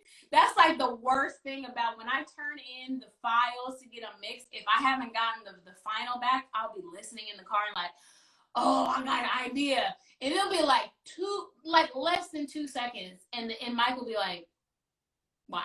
Why are you doing that? Why? Because I feel like it makes a difference. Yeah. Throw it in. I'm as the president of Deck of the Records. Right. Exactly. I'm gonna need you to add those 2 oohs in the back. So when we're listening to your music, all those colors and sounds and back, that's all you. Yes. Yep. I don't have like there's a lot of plugins available where I could say like, let me get my melody down, and now like I want like a stack of 4 vocals, and I want to make sure it's, you know, in the key of the song and it's the proper chord progression. So you just plug in the number, whatever, and then you just hit go and it just sends it for you, and it's all automated. But I'm like, no, I do every single one individually, and then I listen like to the point where like I'm nudging things like left and right. Like, okay, I did the first one, but I feel like now the second one, I feel like I wanted to feel a little bit late, so we're gonna move it over. Like, I mean, I'm really, really in depth with all of that stuff. But again, I love that so much. I love that part of what I do. That's where the bulk of my time is spent, because even when I'm writing a song, you know, most of the time I'll get the hook done, and I'll probably like stack the harmonies for the hook, but then I work backwards. And actually for the song that I'm releasing next, I did the hook and I did the harmonies, and then I did the pre-hook, and then I did the verses. So I did the whole thing backwards. Wow. But then after that, I went back to listen, like, where are the holes for the backgrounds? Because that's what we need. I need some more background. Yeah. Over here. Didn't nobody notice? Yes. They came to see me and they hear it. I love it. I love that you're so knee deep in your craft and like, you know, businesswoman. I mean, dang, Jessica. I love it. I mean, you love too, like you're like a beacon of light, you know, because it's not just that you're in front, you know, singing and sounding amazing. You're in the back doing 20 vocals. You are on Twitter tweeting. You are at the meeting saying, this is how I want my business to go. It's like you're all the way well-rounded in this game. And that's something to be applauded.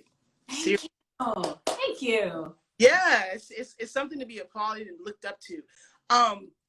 Being an independent artist, one of the things that I read that you said is that so many people want to get into this game, but they do a bunch of stuff and they don't know what to do with it. You know, I think you have like 2 sisters that are attorneys and some friends that, you know, can tell you about the business side. Talk a little bit about the business of music, because, you know, we're all, oh, this sounds good, this, whatever, but it's the business that can, you know, have you homeless on the street in your radio, your song radio. You know what I mean? Yeah. I mean, it's true. Like, and there's so many examples of artists who literally at some point in their careers became household names, but couldn't afford to take care of themselves. And that came down to the deal that they agreed to, whether they were young or whether they were overly ambitious about just saying that they were signed, you know, and that was the focus, and they didn't care, you know, about, you know, all of the fine print. You know, but for me, I've seen a lot, and I didn't want to be in a position where that was my reality. I didn't want to make that someone else's reality. I didn't want to even come across as a person that kind of bought into, oh, well, you got to get in some way. You got to get your foot in the door, you know, so take one bad deal. And then after that, it's like, no, because if you take one bad deal, then people know how to deal with you from that point on. They're not going to look at you as a person who really knows what's going on. They know how they can play their card. They know probably how to take advantage of you, how to entice you to do this versus that. And I didn't want to be that person, and I didn't want to later become the person who did that to anybody else. So I think that was definitely my incentive. And so, you know, for the business stuff now, it's just been about me being very vigilant about learning as much as I can, staying on top of things, even trying to be innovative when it comes to doing new things, especially because of the pandemic and people not being able to tour, which is the bulk of the income. People not necessarily selling as much merchandise. And so it was more focusing on, you know, here's the label, doing things the right way, trying to be as creative as possible about doing those things, and staying in that mindset where you're aiming to be one step, two steps ahead of the curve versus, you know, always trying to play catch up and feeling like I'm always behind and I don't have enough, and you know, but yeah, those are the things for me, because it's so easy to be taken advantage of, and so many people know that. So many people in positions of power understand that a contract and a couple dollars is enough to get to sign somebody's life away, you know, and it's unfortunate, but without the information available, and especially when there's so many talented people who are not in the best situations financially, and they're just trying to get, you know, out of a hole, unfortunately, though, a lot of those people, those become, you know, people that are preyed upon and end up in the bad deals that they're trying to get out of for 20 years. Yeah. What kind of can you drop to somebody who wants to just get to where you are right now? I mean, that's a pretty tall order, because you did some things, but you know, we all can dream. What kind of gems will, you know, can you depart? Because you were like, people have stuff, but they don't, you know, they don't know what they're doing. Yeah, I think on that. I think for me, and that's why I would say it's advice that I would give to anybody, it came to defining why you're doing what you're doing. And when you know what it is that you're doing and why you're doing it, then you're doing the research to prepare yourself to be in the best position possible to accomplish those goals. Because as a person who is creative in music, it's easy to just say, I just want to be successful in music because I love music. I want to do everything I can that's, you know, related to, in any capacity, music. I'll do session work. I'll do touring. I'll do stuff for free. And it's like, it's because it's in your heart that you love it so much, and it's the passion. But at the same time, you are the people that these bigger people know to call, to not pay you fairly, to not tell you what you need to know, and just give you enough to keep coming back for your little crumbs. So I think decide what it is that you're doing and why you're doing it, and then get all of the information that you can about it so that you can pursue a career and that you have what you need foundationally to be successful. Because otherwise you will end up on that hamster wheel of, okay, I got a session and I got a tour and then I'm gonna write and then maybe I'll engineer tomorrow, but it doesn't add up to anything. You know, you could say I'm working in music in some capacity, but what are you working towards? You're not working towards anything. So I say define that, and then learn as much as you can. But also, I think for me specifically, the biggest thing is, while you're learning, while you're defining, while you're growing, is still allow yourself the space to separate your business and your creative side, because you need both to be successful. But you need to be able to go to a space where you can just go and write a song and focus on the art and the creativity and not all of the nuances that come with when I put it out in the contract. And those are important things, but you do have to wear those two hats, and not always at the same time, because being so much in your head can pull away from and suck the joy out of everything you're doing, you know? So having the balance of, if I'm writing, that's what I'm doing. Yeah, I know I gotta know my business, but right now I'm not sitting here number crunching. I'm really just focusing on pouring into my art. And then when it's time to shift into that, be fully prepared to not wear your feelings on your sleeve and, oh, but it's my music. Like, no, now it's business time. Do that. Do that and do that well. Because that's something that took a little bit of time for me, because I am so passionate about what I do, and it is so easy to be like, oh, you don't think that it's worth XYZ, or, you know, no. Okay. And then also being comfortable with saying no. Like, I've said no to so many people with a smile. No, thank you. No, thank you. Like, and I say that because my little nephew, that's his favorite thing. No, that's what he says. Not at this. Not at you. But yeah, I think that definitely has helped me, and that's what I would tell anyone else to do. Know what you're doing, why you're doing it, learn as much as you can, and give yourself the space to be creative and also business savvy. And another thing I'll add, I mean, you know, just from listening to you speak, is while you are working on other people's stuff, touring with other people, write your own stuff. Be ready with your music, because to me, that is the beauty of your story, is that while you're doing this with somebody else who's already very well known, very established, you had your own music too, ready to present if an opportunity presented itself. And so many opportunities have presented itself. Yeah, and that's so true. Yeah, and I know not everyone wants to be an artist, and I understand, because for some people, just the limelight is not even a thing that is of interest. And so I have a lot of friends who are very successful writers, very successful session singers, very successful background singers for everybody.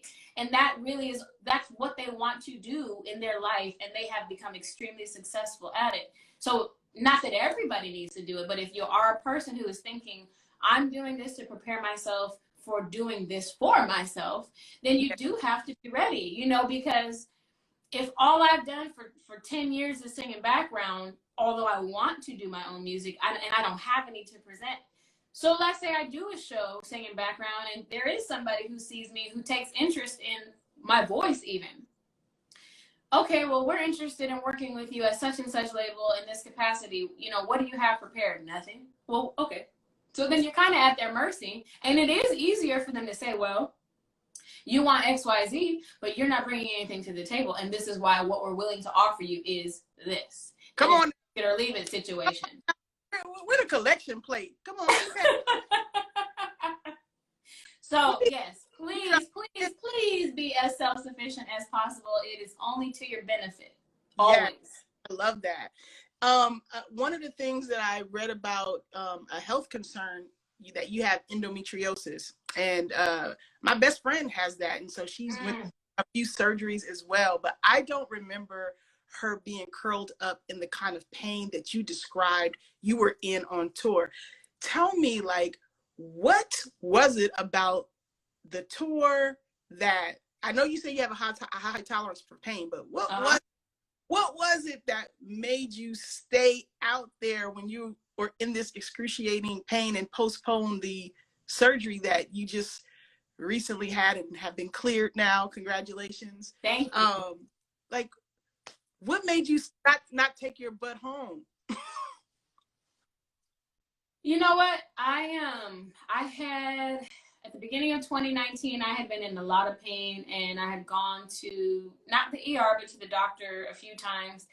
And they were just trying to figure out, you know, what could be causing the pain that I was experiencing.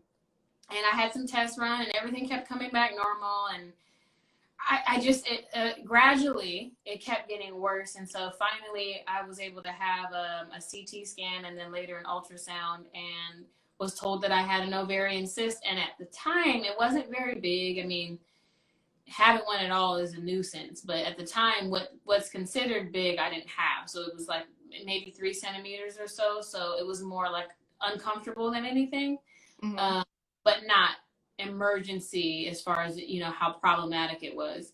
But I still was recommended that I have surgery, and I needed a specific type of surgery. So that surgery wouldn't have been able to been performed until September, which I think when I was finally made aware of that, it was probably like March or so.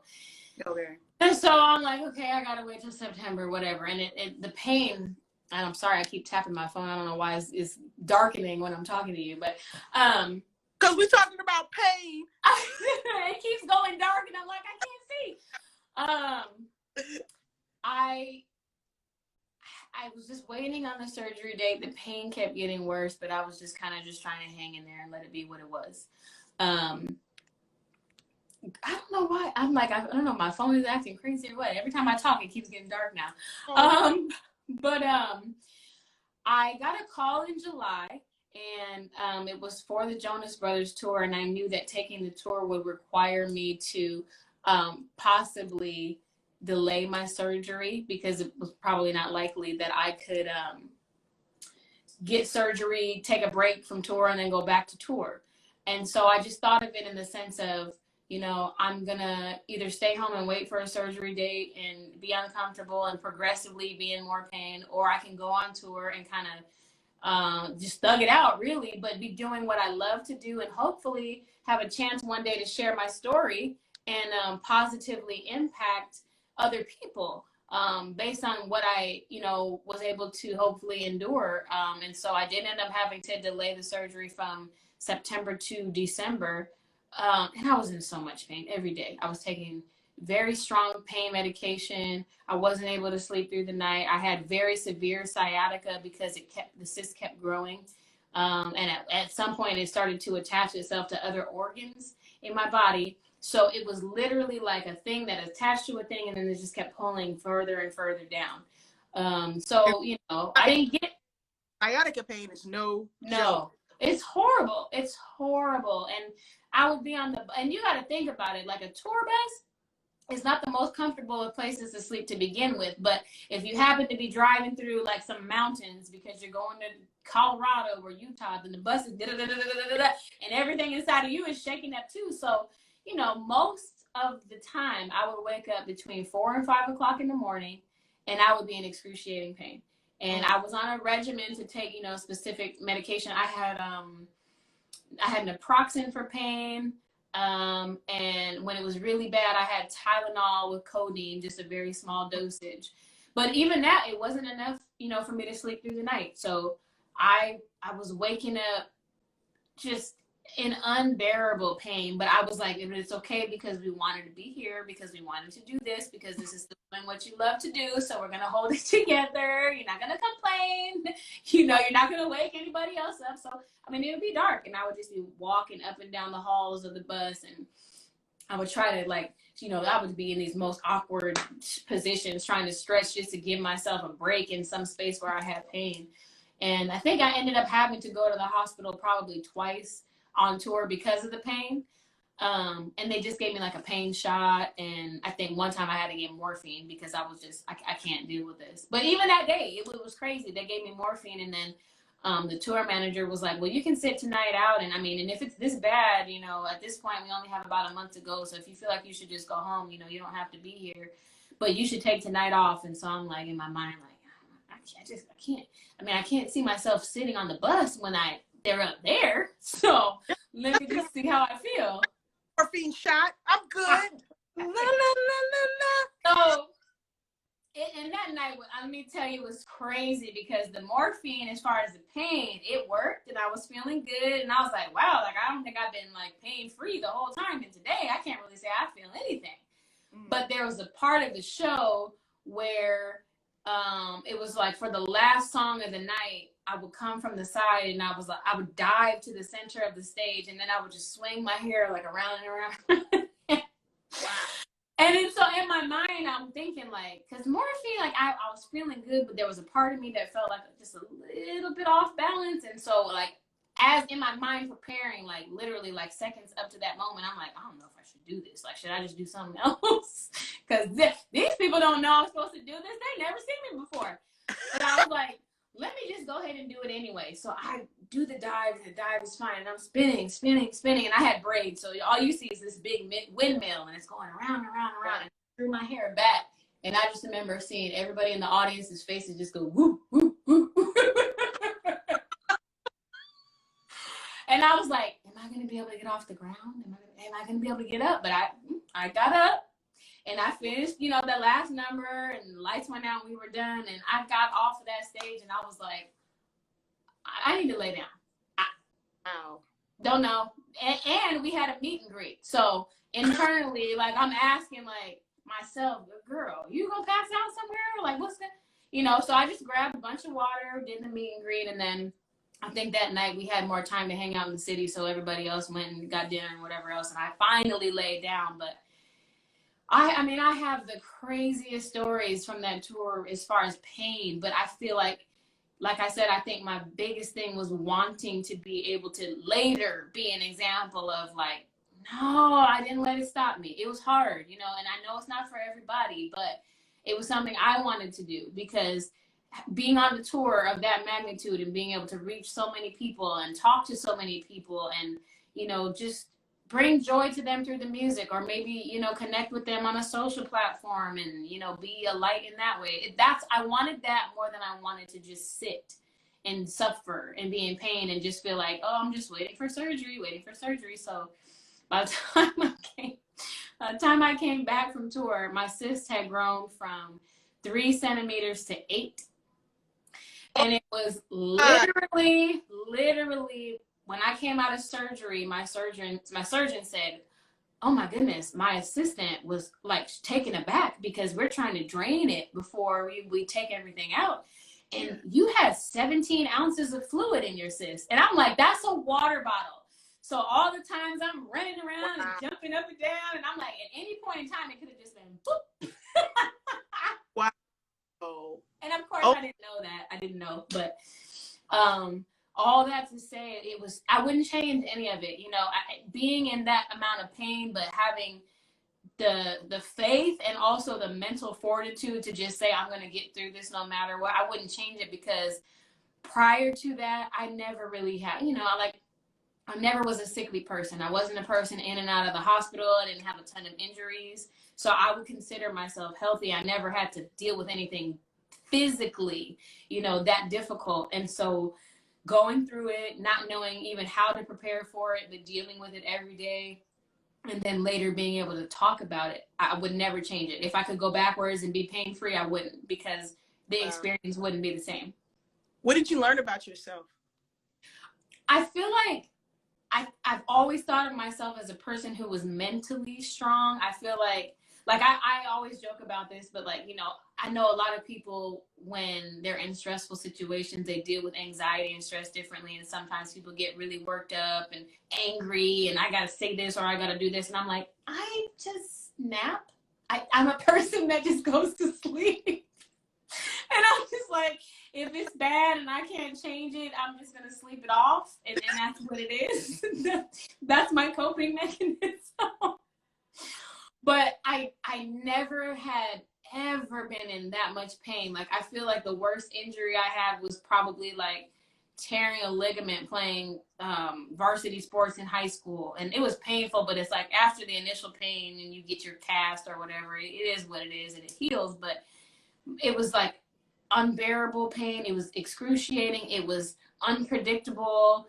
There were nights where I felt like, you know, because every morning I would wake up in pain, but I would walk around for a couple hours and it would seem to kind of neutralize. But there were sometimes it would pop up right before it's time to go on stage. And you're like, how am I about to be up here singing and dancing around and my whole side is just, what am I supposed to do?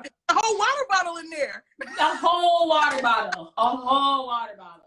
But I just learned that I was so much stronger than I thought.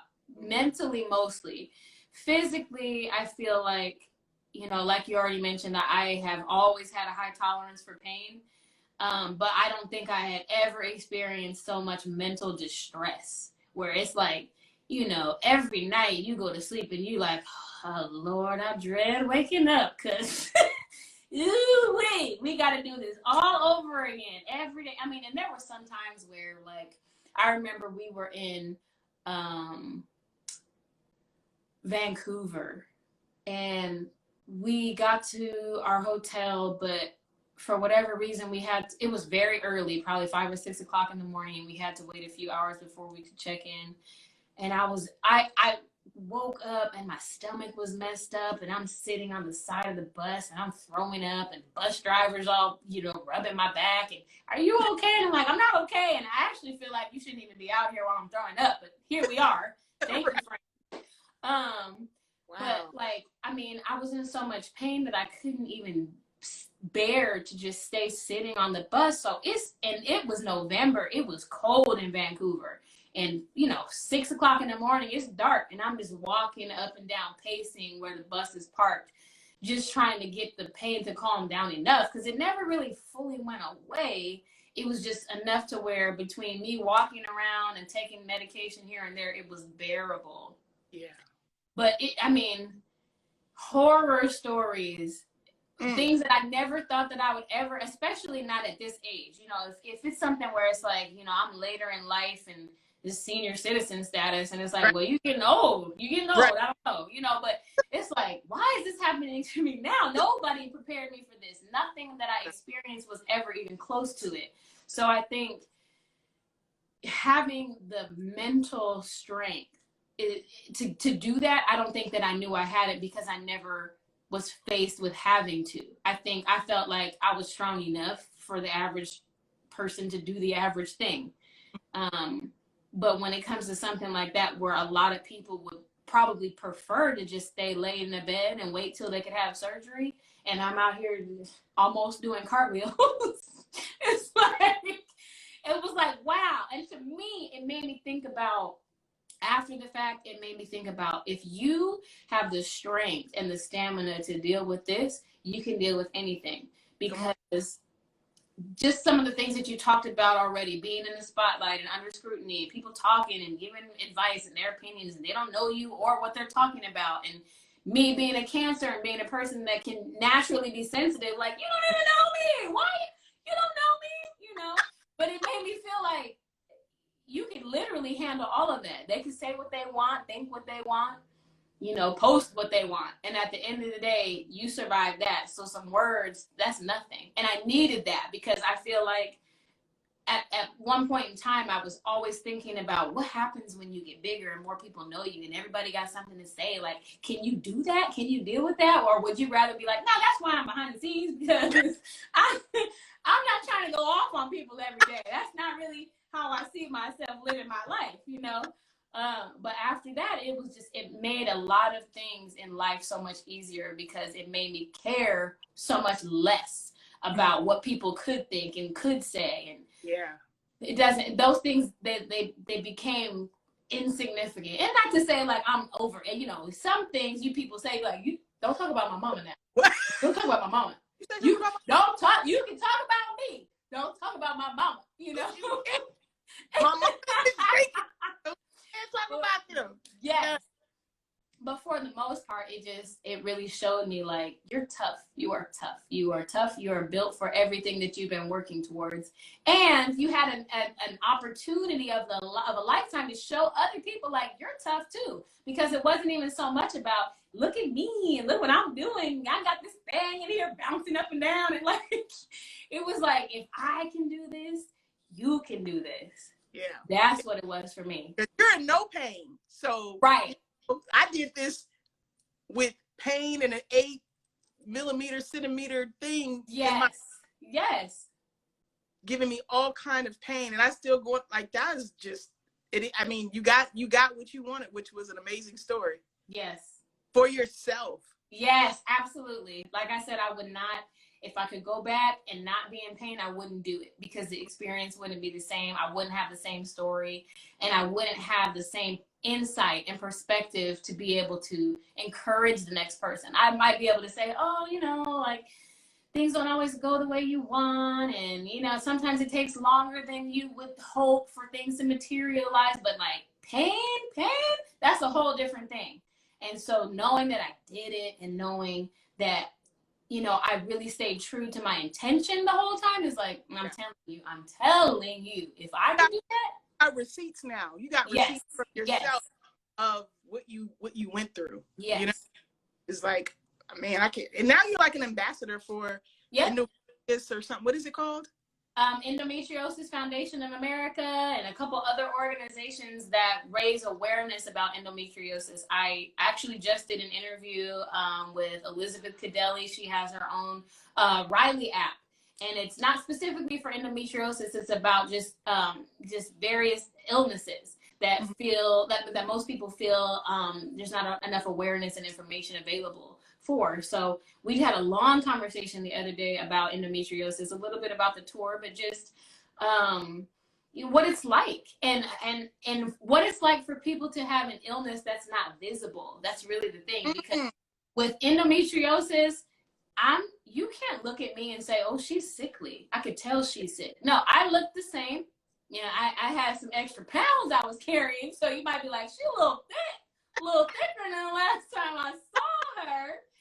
But like, as far as looking ill visibly, there's nothing that would trigger anyone to think there was something wrong with you. And there's a lot of Crohn's disease is the same thing. It's just like they're sick, they're in pain, but you don't know.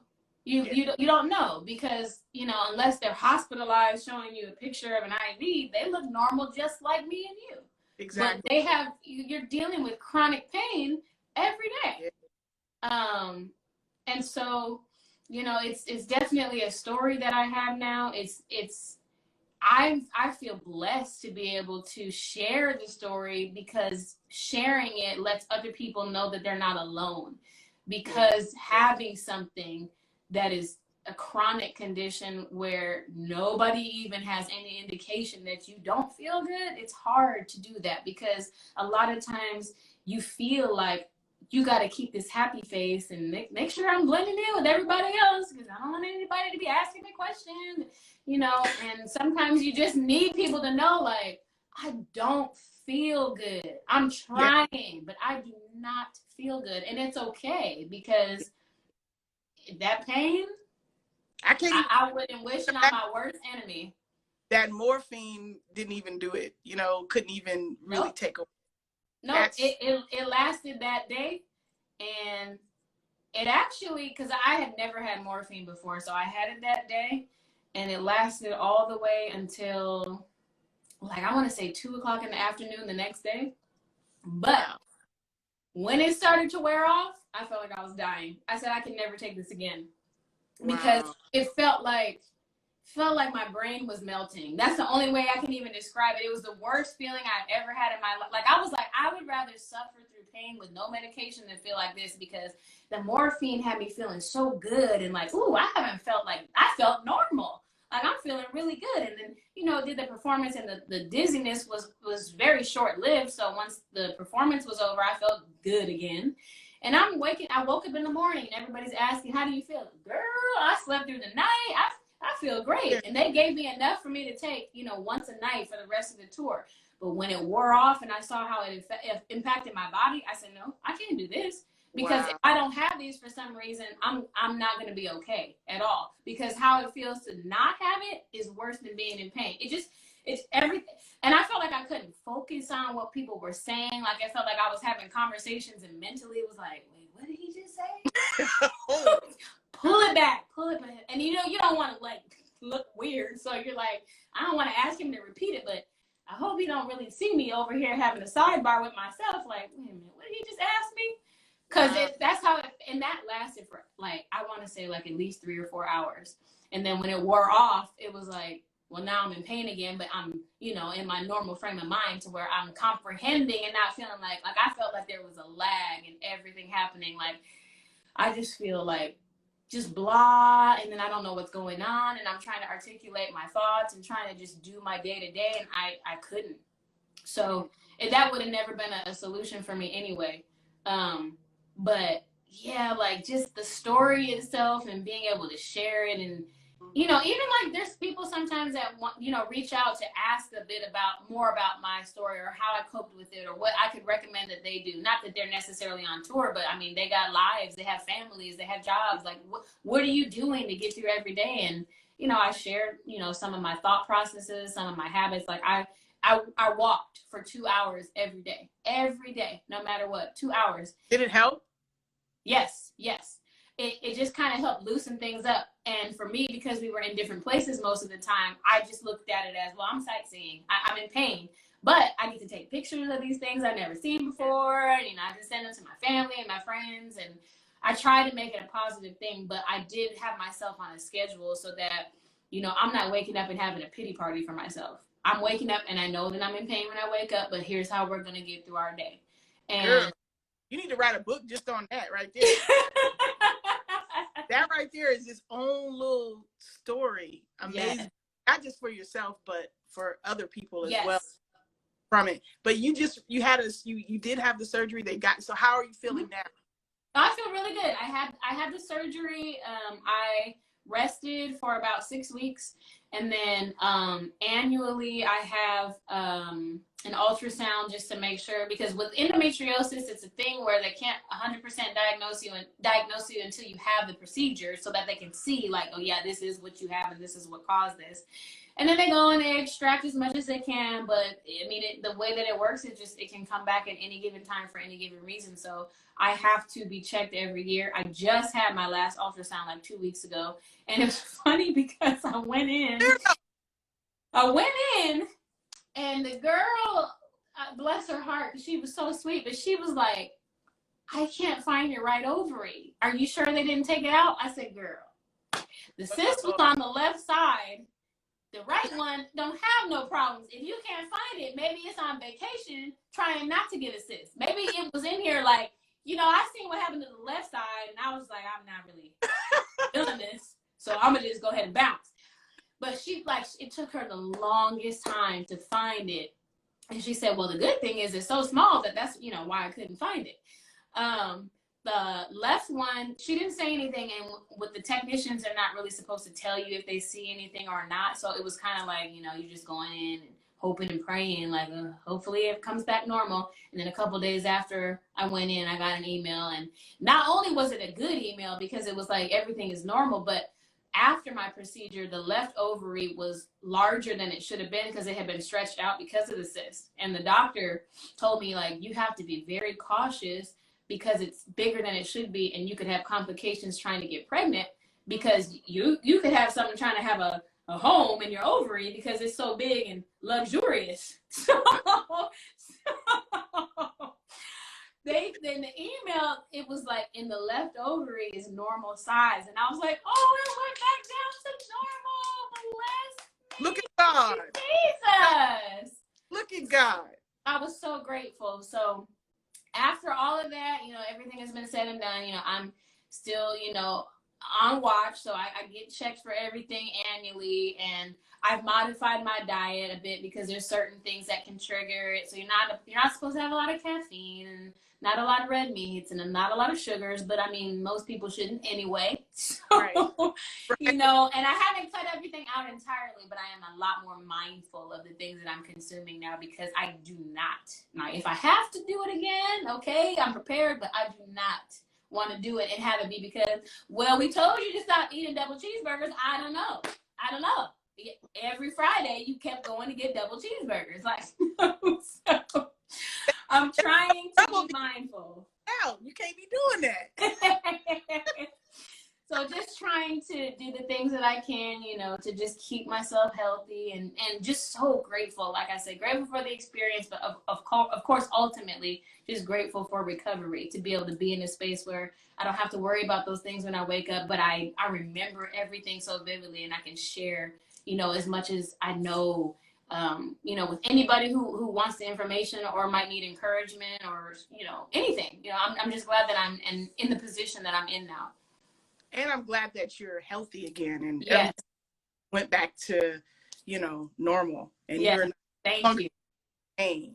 Now, I have one more question before my Studio Q lightning round with you, which is, I normally wouldn't ask about any relationships, but you said something about like having children, and I ran across something that you said that I don't normally hear women say. So I was that's me all the time. Good I Lord. was like, Okay. yeah, because somebody need to be enlightened, okay? Okay, what did I say now? Okay. Well, you said, let me get it. You said you specifically pointed out that people need to know that you're okay with being by yourself or being in a relationship. And you don't hear a lot of women or society, preaching that or promoting that, because it's like you got to be with somebody. Sure. And you watched your parents have, they haven't they been married 40 years, 30? Almost. Yep, almost 40 years. But you also watch, listening to you speak about your grandmother who was married and then single. So now I know why you have both views. You can see, hey, I can be in a committed relationship for 40 years, or I could be bada like Grams and, do this. So tell me just your take on relationships, especially being in a business like this, and, expound on that quote that I found from you. I think part of it stems from me just being, I'm very picky. I'm a very particular person. So if I'm even going to be in a relationship at all, it's not ever going to stem from a need of not being alone, I should say. Like, I think naturally human beings have a desire for companionship, but I think that's expressed in various ways. Sometimes it's relationship, sometimes it's family, sometimes it's friendship, co-worker. I mean, bonding in so many different capacities. But I genuinely love alone time. I do. Like, I'm not a person that feels like, my life is not complete if I'm alone, and I have friends who have just relationship to relationship to relationship. Girl, it's been like 2 weeks. How you got a new boo? How? Because if it was me, it'd be like, I can't. I'm done with people. I know I'm probably not the norm, but it's like, if something goes bad, I'm like, I gotta take a break because I gotta figure out. It's not always the other person. It's never 100% somebody else's fault. What did I do? Or if this is my pattern, what do I keep doing? Come on, I'm trying to do this. Drop them gems, Jessica. I'm not trying to do this every single time I'm in a relationship and it ends the same way, and I'm sitting here like, no. What did you do? What are you doing? Or what are you not doing? Or anything in between. So I feel like it's that, and it is, like I said, I love, just having time for me. Being in this industry, it's very fast paced, and sometimes it's challenging to even have the mental capacity. Like, if I'm on tour for 9 months, 12 months, 16 months, and I only have like 2 days here and there to go home, and probably those 2 days I'm just trying to regroup and reset anyway. It's like, how fair is it of me to drag somebody else along on this run where my focus is me and my career, and not feeding into this relationship in a positive way necessarily? Because me personally, I don't really care for long distance relationships. Like, I don't think that I have so much of a need to be in a relationship that it's like, whatever it takes. It's like, actually, it seems like I'm going to be gone so long that this doesn't make sense. Mm-hmm. Now, if I'm already in a relationship, or I was married, or whatever the case, and then I'm away doing something, I feel like that's a little bit different, to where you're like, this is who I am, and this is where I am in my life. So you adapt as necessary, and make sure, that everything is healthy and the relationship is nurtured. But if you have a choice, and it's like, I just met somebody and I know I'm about to be gone for a year, what am I doing? Mm-hmm. So I feel like, because of my experiences and just innately who I am, I feel like I'm okay being by myself just as well as I'm okay being in a relationship. And I think that it's healthy to be in a space where you are 100% functional regardless. Because a person who is okay with themselves brings that to the table in a relationship, which I believe helps a relationship to flourish. There is Come on. no tendency. I can't live. I can't breathe. Oh my, like, well, girl, Come on. if you can't live and breathe by yourself, what you want me to do? What you want me to do for you? You know, I just had to have you speak on that because, you know, a lot of points of view aren't yours. So I think it's important. Yes, I know. And people say that all the time, and it's like, this don't even come as a shock to me because I can't even say I have a ton of friends to begin with, but I have a core group of friends that I feel like at this point, they're like my family, but even of those, they're mostly guys. And it's not that, you know, I necessarily 100% agree with them and how they view things. And it's not that I have necessarily even a more male dominant perspective as it pertains to life and relationships. But I just feel like there are a lot more women who don't think the way that I think. And that is probably why I have more male friends than female friends. And not because my male friends are degrading or disrespectful, because they're not. They're great guys, because if they weren't, they wouldn't even be in my space. Mm-hmm. You know, they come from great homes, great mothers, great fathers, great examples of how to be a great man, whether you're in a relationship or not. But a lot of, and especially in my industry, a lot of women that I've even just crossed paths with, is like, you're the kind of girl who's kind of willing to do whatever to get to whatever your end goal is. Come on now. And that's not me. If that means that it takes me longer to get from point A to point B, but my morals are intact and I ain't got 1,000 skeletons in my closet, I'll take it. I'll take it over headaches and heartaches any day. I just love that. I don't know if it's the cancer in you or just in a certain way, because, you know, like you, it's not like you didn't witness, you know, a union that has lasted forever. So it's not like you came from a broken home and can't see, you know what I mean? Not at all. So to hear your perspective, and it sounds so like balanced and healthy, because we have to be who we are before we even come to the table to somebody else. Yep. So I just wanted you to speak on that because I thought it was brilliant. And and, you know, for women, you know, to let them know that you can hold a space by yourself, and if you find somebody that matches your energy, that can be. So now it's time for the Studio Q lightning round. Okay, I'm gonna check my phone real quick. Yeah. Okay, we're good. You good?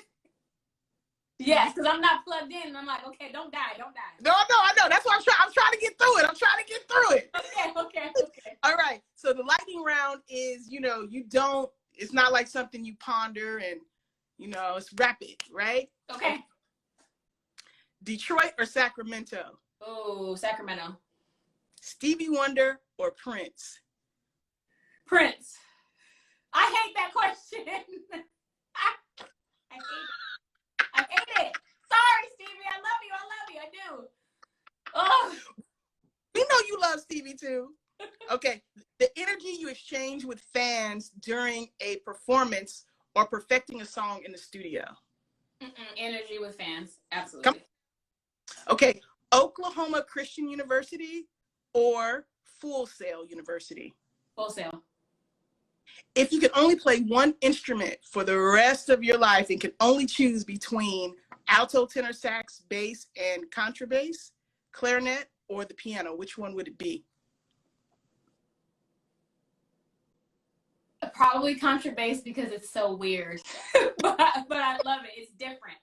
I need to Google what it looked like. It's like, have you ever seen a bass clarinet? I don't. So it's like, okay, so a clarinet, just a regular clarinet, is like just straight up and down. Like if you watch SpongeBob, Squidward plays a clarinet. Okay, yeah. So the bass clarinet has like a bell neck, like a saxophone, like a dip in the neck, and then a bell at the bottom, I should say. Oh. So it's long. It actually has like a little, almost like a kickstand that you it balances on. So It's big. So a contrabass clarinet is like twice that size. To the point where like I have to sit on a stool to be able to play it. It's huge. That's why I said it's taller than me. It really is taller than me.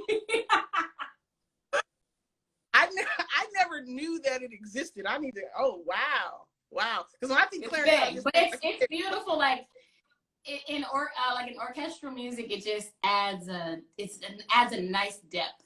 So it's different. I think I would pick that one just because most people don't play it and don't know about it. But it's such a beautiful instrument. Nice. Okay, Porgy and Bess, Oklahoma, or the Tales of Hoffman. These are Yeah. Guys.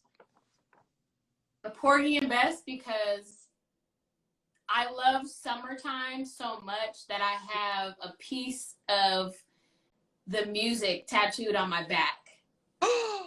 Yeah. I love Summertime. It just pulls me every time I hear it. Man. Do you remember when Fantasia sang that on American Idol? She killed it. She killed it.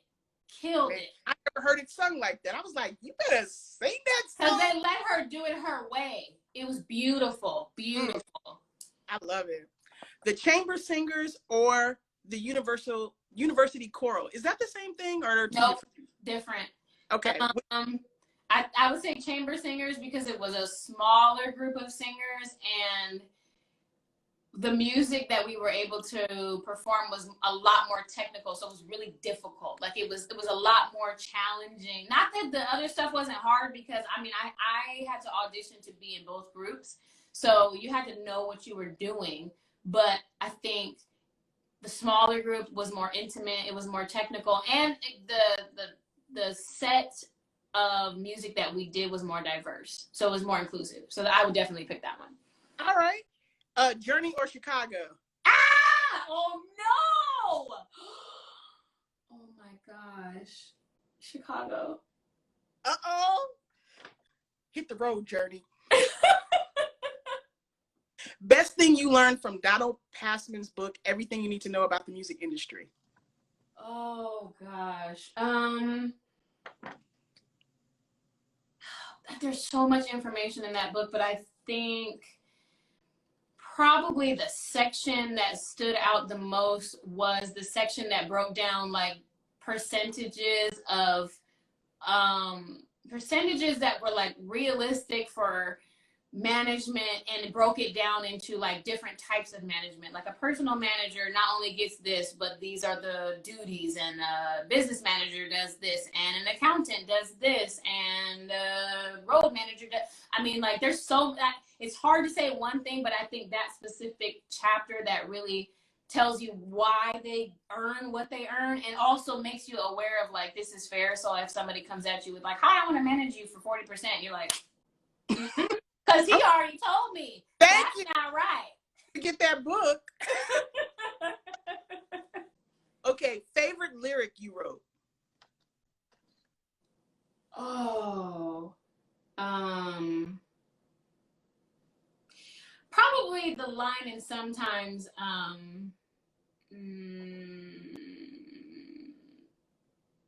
sometimes it hurts to say your goodbyes, so I'll say hello to heartache for a little while.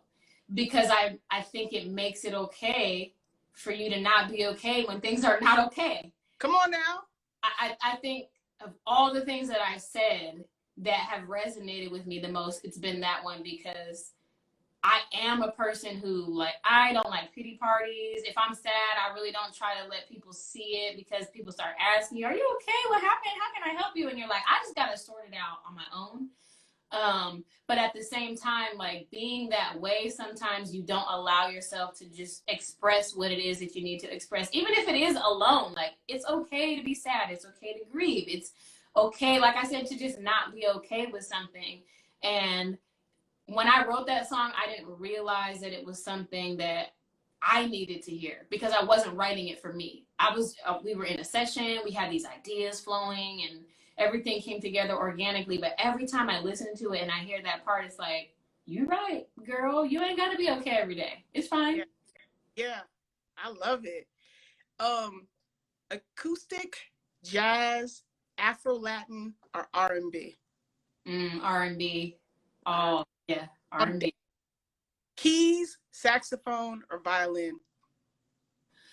Violin, even though I look at my nails. I'm setting myself up for failure still. You see how long these are? I love strings, period. But I have had long nails ever since I was allowed to get nails. And this was my first and last lesson. I finally got a violin. At the time, I just rented like just a little student version. And I went, and then they were not even this long. I call myself cutting them short. They were probably like, like this long. Jessica. Yeah, that's what they wanted. And so I'm thinking like, oh, I cut them down, like whatever. And so he's like, well, do you hear the sounds that you're making on these, like on the strings? It's because your nail should not be touching the string. It should be the tips of your fingers. So you're going to have to cut your fingers down so that the tip of your finger makes contact with the string. And I said, well, I'm going to give you my violin back because maybe this ain't for me. I'm not going to do that. I waited too long. It's like, it's so crazy because I mean, I tell you, I love the violin. It's so beautiful. My friend Joe Archie, he does a lot of my string arrangements, and he even teases me like, so when are you gonna learn how to play the violin? Never, not never, until they make a violin for my long nails. I don't know. She gonna stick with the vocal arrangement. Basically, let me sing like a violin. That's what we'll do. Just so you know, for future, once again, this is short, Jessica. I know. I couldn't do it. I couldn't. I mean, I'm telling you, I was hurt because the thing is, I literally thought I cut them short, and I was already like, oh, these are ugly, but okay, whatever. He said they weren't short enough. I said, I gotta go. In fact, when I go get my nails done, I'm gonna have her take these off and put my long ones back, just because I did it. I'm surprised you've been able to keep them up during this pandemic. Okay, so there was a period from like March to the end of May. My nails were so raggedy, but I refused. I wouldn't take them off. I didn't cut them. I didn't soak them off. Nothing. They were. I mean, I'm gonna tell you, they grew to like where it was like right here. It's starting right there. It was horrible. But I was like, nope, because I'm just waiting for the nail shop to open back up. Finally, I was like, I can't do it. I took them off. And then I found that so many people were making the press-on nails, but they were designing them and stuff. So I was like, let me try to do that for a little while. I got the special glue, but then the nails were all flimsy because they don't have like the fiberglass or nothing on it. So I was breaking those too. So I was like struggling because it was like, oh, every time I get a new little press-on set, I'm breaking them like every week. It's like, girl, you don't even have enough to keep up. So then the nail shop opened up again, got them done. They lasted for like 3 weeks. The day I'm about to go in and get a fill. Oh no, sorry, we're closed because everything's closed back down. What? So here I am. I ain't gonna say her name. Ma'am, you know me. I'm gonna need you to do my nails. I ain't gonna tell nobody, but you know me. We can't do this. You ain't sick, right? Cool, me neither. Got my mask. We could get tested. We could both get tested today. It's fine. You know, I'll be going nowhere. But I can't do this again. So she owned the shop. So she opened up the back door of her shop and she would do my nails and she would just keep the door and the window in the back open so we would get fresh air. And she still had all the stuff. She had her mask. I had my mask and a little wall up. But I was determined, girl. I said, Man, I you're not gonna have me looking raggedy. I didn't know it was that serious for you. You made it happen. I did. I saw somebody ask me, how do you play piano with those? And the same way that I type, these are like extensions of my fingers. So if I can do this, I'm okay. But it's like trying to press down on something like that, I can't do it. So it's like, never mind, bye, violin. It was nice knowing you. Know how to do it with them long nails.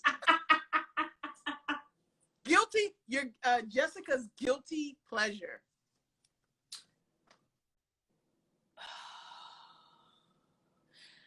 I don't know if it counts, but I feel like I have a problem with binge watching things. Like what? So I'm not a person who watches a lot of TV, like almost never, literally. Like I might turn the TV on like a few times a year. Wow. But if I hear about like a Netflix series or something, and it's most likely by the time I hear it, it's been out for a while. Girl, I'll be like, I guess I'm off for the whole week. Cause I'm the person that'll start at like 8 o'clock at night and it be 8 a.m. Woo, girl. Got through the first season. All right, we're gonna power nap and start all over again. And that's like, it's so terrible. But whenever I like Ozark, I did that with Ozark. Everybody kept talking about Ozark. Oh, once I got started, I could not stop watching that show. I did that when American Horror Story was on Netflix because I was behind on that one too. And so when they started making their episodes online, I did this. I mean, I'm telling you, and it's like when I find it, I'm stuck. The one that I did most recently was what is it? It's on the tip of my tongue because it was only one season. It's the actress that's in American Horror Story. Ratchet. Oh, it's so queasy though. I was like, ah. I did this because I watched the first one because I think she's such a great actress, and I was like, well, if it's her, this is gonna be good. But it was like you said, it was real weird and real twisted, and I was like, but I gotta keep watching. I gotta finish. I can't stop in the middle. Yes, that's me. Favorite social media platform? As of late, it's been Twitter. I feel like I've had Twitter forever, but I didn't really use it for me to say much. I was just kind of like spectating. But I've been connecting with more people recently, and I feel like for me, like it's easier for me to go type a thought than like create a video about my experience. You're a writer. Yeah, so I'm just like, I can just say 3 sentences, I'm done. You know, we can have a dialogue about that versus like Instagram is like, what's your presentation? I don't know. I posted a picture of my avocado toast that I ate because I thought you would want to know what I have for breakfast because it was good. But I got 2 comments, so obviously not. But I could post the same thing on Twitter, like, oh yeah, avocado toast day 4. They'd be like, oh girl, send me the recipe. And where'd you get your avocados from? Like, it's just the craziest thing. So I'm like, I should have been on Twitter. Clearly. Yeah. And the engagement around conversation is really big. Yes. And it could be like you said, 3 words, but if people it's the water cooler. It's the digital water cooler. Mm-hmm. Early mornings or late nights? Both. I'm horrible. I get up early and I go to bed late. I probably sleep 5 or 6 hours and I feel good. It's not like I wake up like, oh, I'm so tired. Like that's enough for me. That's because you're doing what you love every day. Okay, this a big one. This a big one. Shaka Khan or Whitney Houston? Don't do me. No.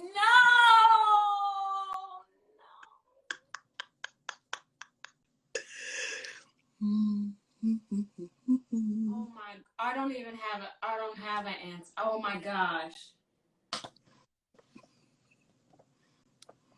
Oh,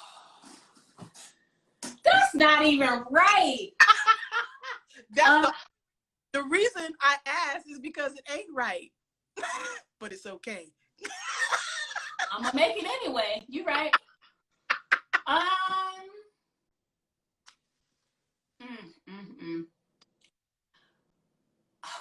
Okay. The only way that I can answer this is to explain it. So I have loved them both for a long, long, long time.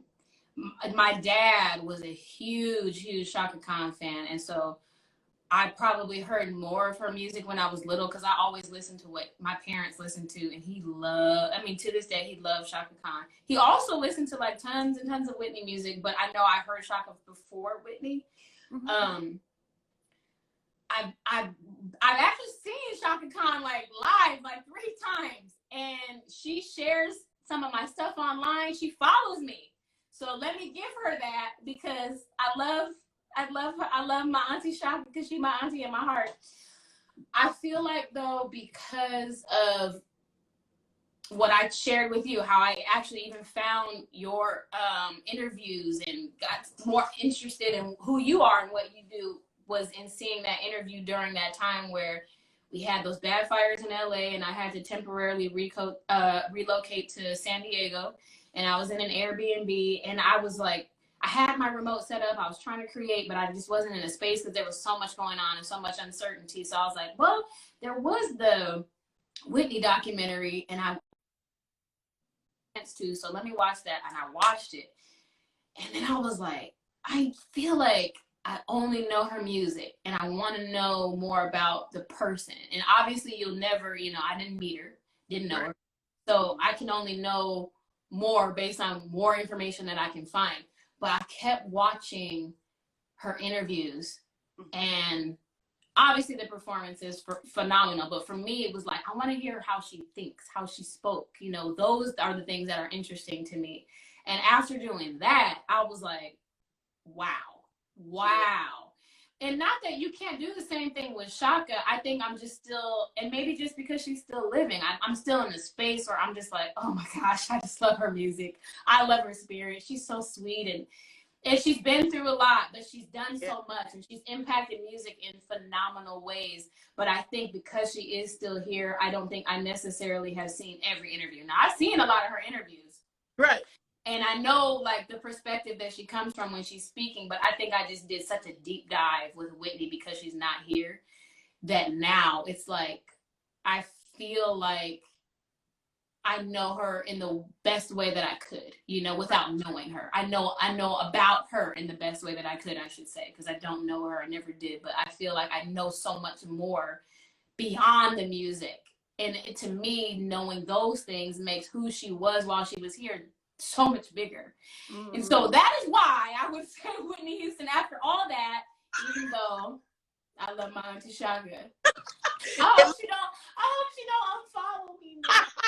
Look, she follows Studio Q too. I love it. And there was no wrong answer because Whitney loved Shaka. Like, I know. There's no wrong. They're both phenomenal. Whitney looked up to Shaka. That's why she did I'm Every Woman. Yes. Shaka was in it because paying homage, So there was no wrong answer, but I know you love both of them, so I had to. Oh nobody has ever asked me that. And now I'll be like, just so you know, don't ask me about Whitney and Shaka because I love them both. Amen.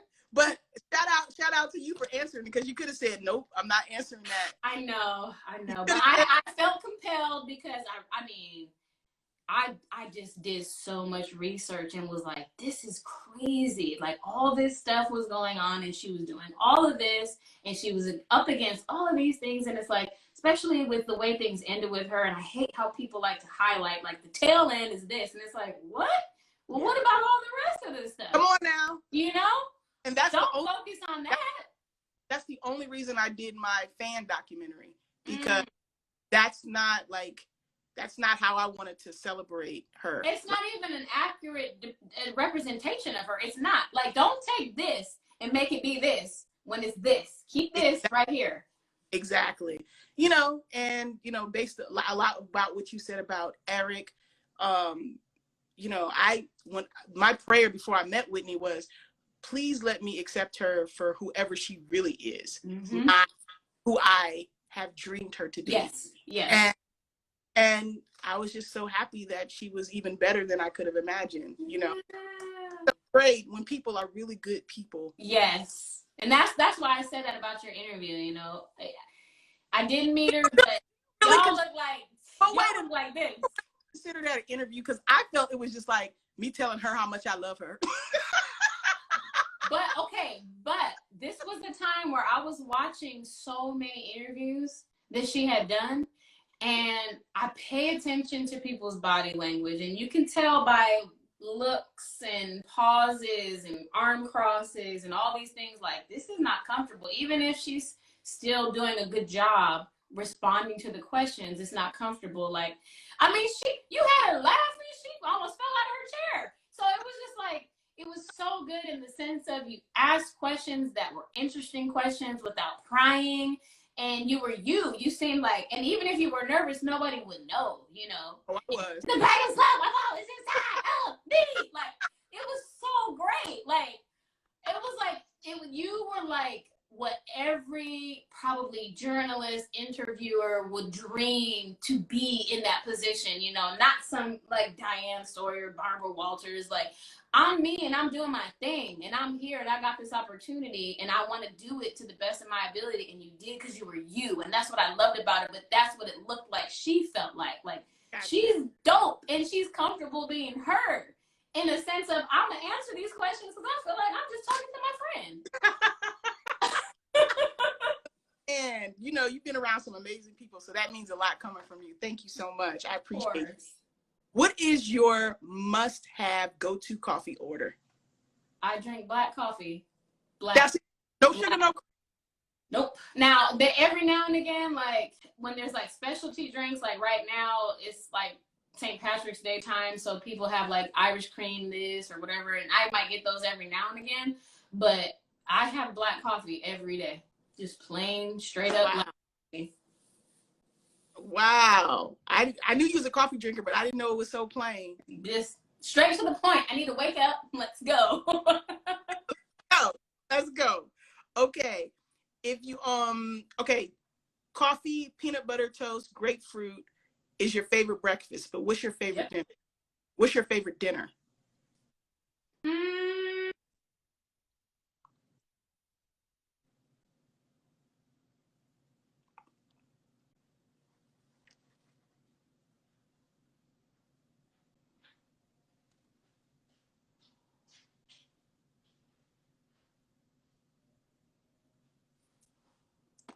Where'd Jessica go? I see it just scrolling. Maybe we talk. We almost done. I ain't heard nothing. What happened? Where you go, Jessica? You're frozen. Jessica, you're frozen. Jessica froze. Jessica froze, y'all. We've been talking for so long. I just love her spirit. Now I gotta get her back on here. I hope she got some, where you at, Jessica? Jessica.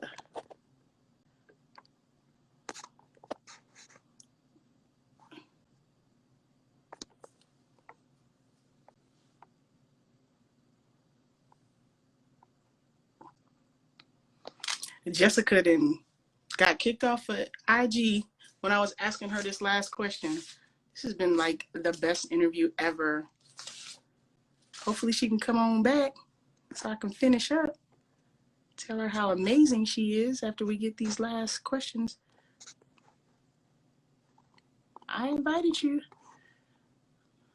Maybe she got a Jessica. Sorry, guys. I don't know what happened. I'm gonna invite her again. I'm requesting her again.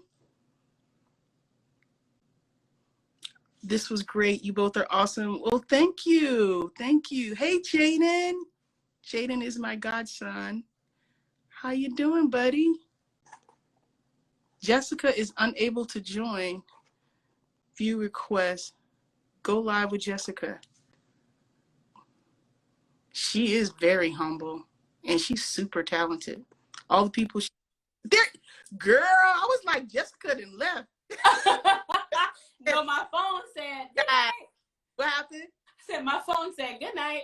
I know. That's what I said. I said her phone is on E. On E. You was about to give me your favorite dinner. Oh, okay. I would say sea bass. That's my favorite. With like, actually, like probably any green vegetable, like spinach or like maybe green beans with onions or something. But I like for the bulk of it, like I love sea bass. Like that's my favorite. Can you cook it? Mm-hmm. Oh, okay. She can cook too, y'all. Ain't cook, golly.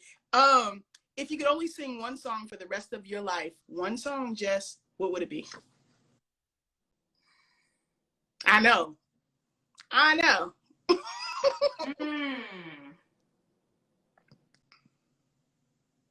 One song. Oh, that's so hard. I'm like trying to think, like, is there even a song that I've been singing? Maybe it's a song you heard. But when I they, don't, you know what? I get real tired of my songs once I put them out, so I can't even say it would be. I've been like, okay, I heard that 500 times. Please, I don't want to hear it anymore. But you know what? I will say, maybe this will give me some more brownie points. When I was doing cover band gigs, because I did that a while before I moved to LA, I always sang Sweet Thing. People asked me to sing Sweet Thing all the time. And yes. So let me get my points back. Because I have an attachment to it now, I think I would have to choose that song, because people who know me, probably like from me being like a kid to probably right before I moved to LA, and even sometimes here and there in LA, I would do some shows here and there for that too, but people know that I sing that song. So if I had to cut everything else out, yeah, Sweet Thing. Oh, I love it. I love it. And don't be sad about the Shaka thing, because I interviewed her daughter, and when I interviewed Shaka, Shaka said I'm not even her favorite singer. Natalie Cole is. So sorry, Mom, I love you, but I know, that's what I said. She's like, well, I want her to like. She said I want her to like who she like. If she liked her, then oh well. yeah. It was funny. Okay. And okay, you got one track. Okay. Who can produce it? Missy Elliott, Ooh, Pharrell, John Legend, or Dr. Dre? Missy. She's a Cancer too. Missy, I knew it was something about them creative. She's dope because she has her own sound. She's not afraid to take risks. And I know just from reading about her too, like a lot of stuff she produced early on, like the labels and stuff didn't necessarily understand it. They didn't know how, and even when she was first doing her own solo stuff, it was like, this is kind of like left, you know, like everybody's kind of doing this. And she was like, I'm me though. And what I'm doing is dope. And she's right. Like, she's fire. And respect to everybody else that you listed, but like, if it's down to one person and you're trying to make something that makes an impact, like you want to go with a risk taker. Yeah. And that's the first person I would think of out of those people that you mentioned. Okay. I know you like all of them, so I just wanted to. Okay, last lightning round question. You have one choice for a duet. Who sings with you? Ready? Her, Kalani, and Anderson .Paak, or Sir?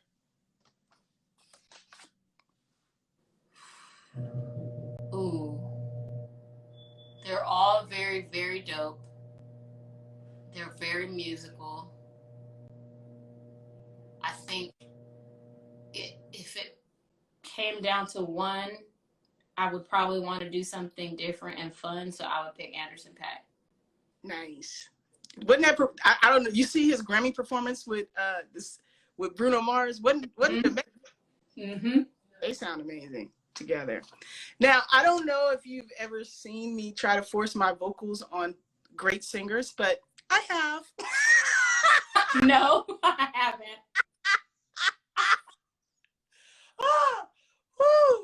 So, you know, since you well, first of all, before I get to that, I found I took these from my niece and I just know that when Jessica was little, she used to sing at 1 year old. She said her mom loves to tell this story. When she was 1, she would have her little dollies. Might not have been this because this was before her time, or this, but she was have opera to each other. And I was just wondering if you could give us 10 seconds. I'll do the robotics. Okay. Ready? I love Toy Story and Reese's.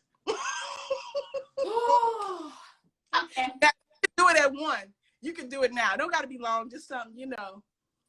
Okay, ready? Who's talking first?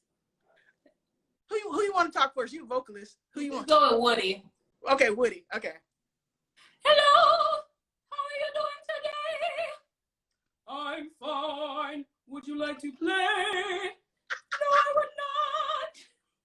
But that's okay. I love it. I love it. We just went back in time. We just went back in time.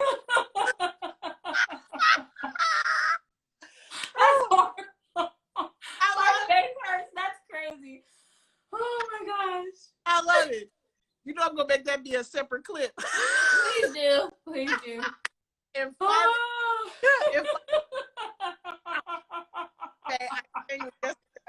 can you give me a note that you can just sing something 5 seconds around me? But be particular, I can't sing now. But okay. But if you give me something simple, something that I can hold, vocal arrange me. You don't have a go-to song or nothing? Let me see. I don't know. You know what I'm saying? You got all the experience.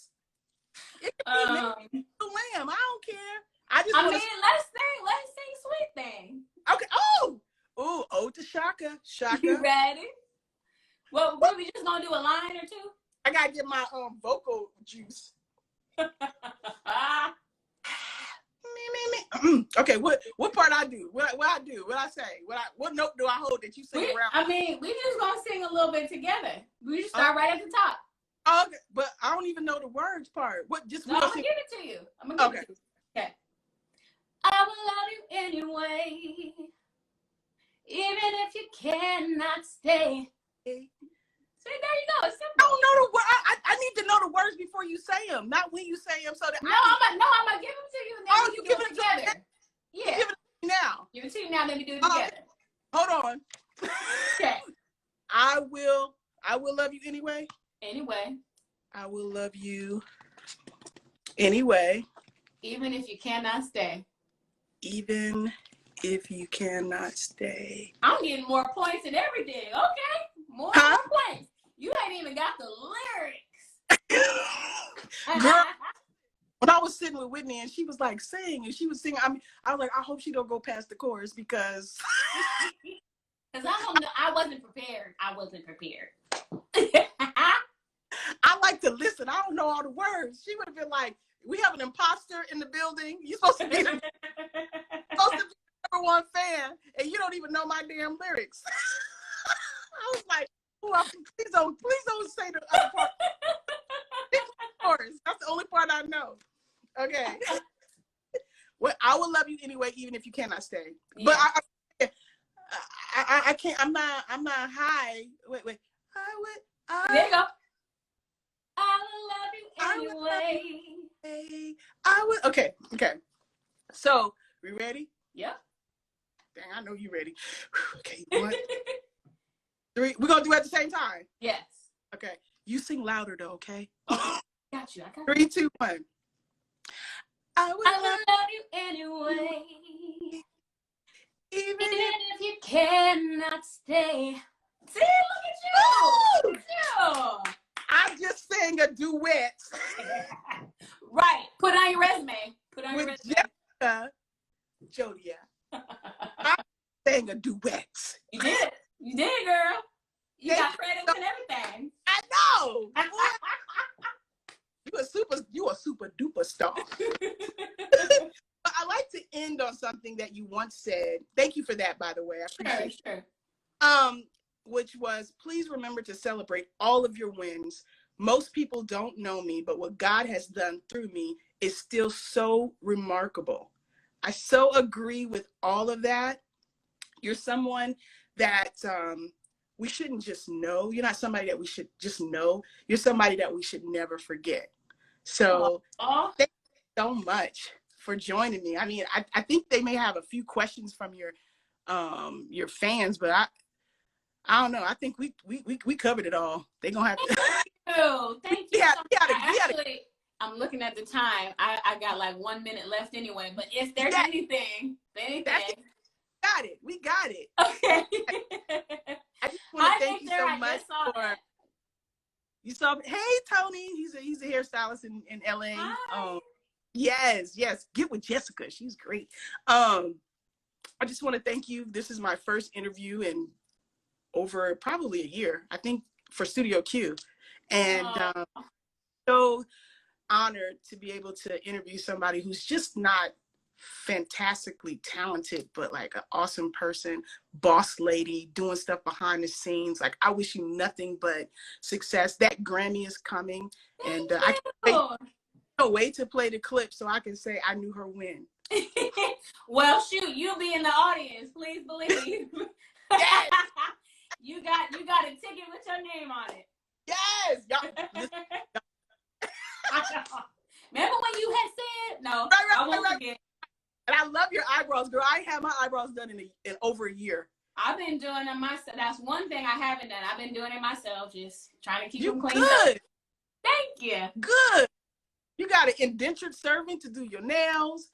You got you do your own eyebrows. You cook, girl. What don't you do? What don't you do? No, thank you so much. And if you could do a drop for me before you go, just say your name and you're watching Studio Q. I hold up the mic. This is Jessica Jolia, and you're watching Studio Q. Thank you, Jessica. Of course. Put in these social media streets. Thank you so much. Bye, Jessica. And bye. Thank you guys for joining, all her fans. Thank you so much. Bye-bye. Bye-bye. You guys, that was awesome. That was awesome. Thank you all for joining. Thank you all for joining. I appreciate you. And, you know, I'll be doing more of these. Jessica was great, wasn't she? Great. Thank you, guys. I'll see you on the next interview.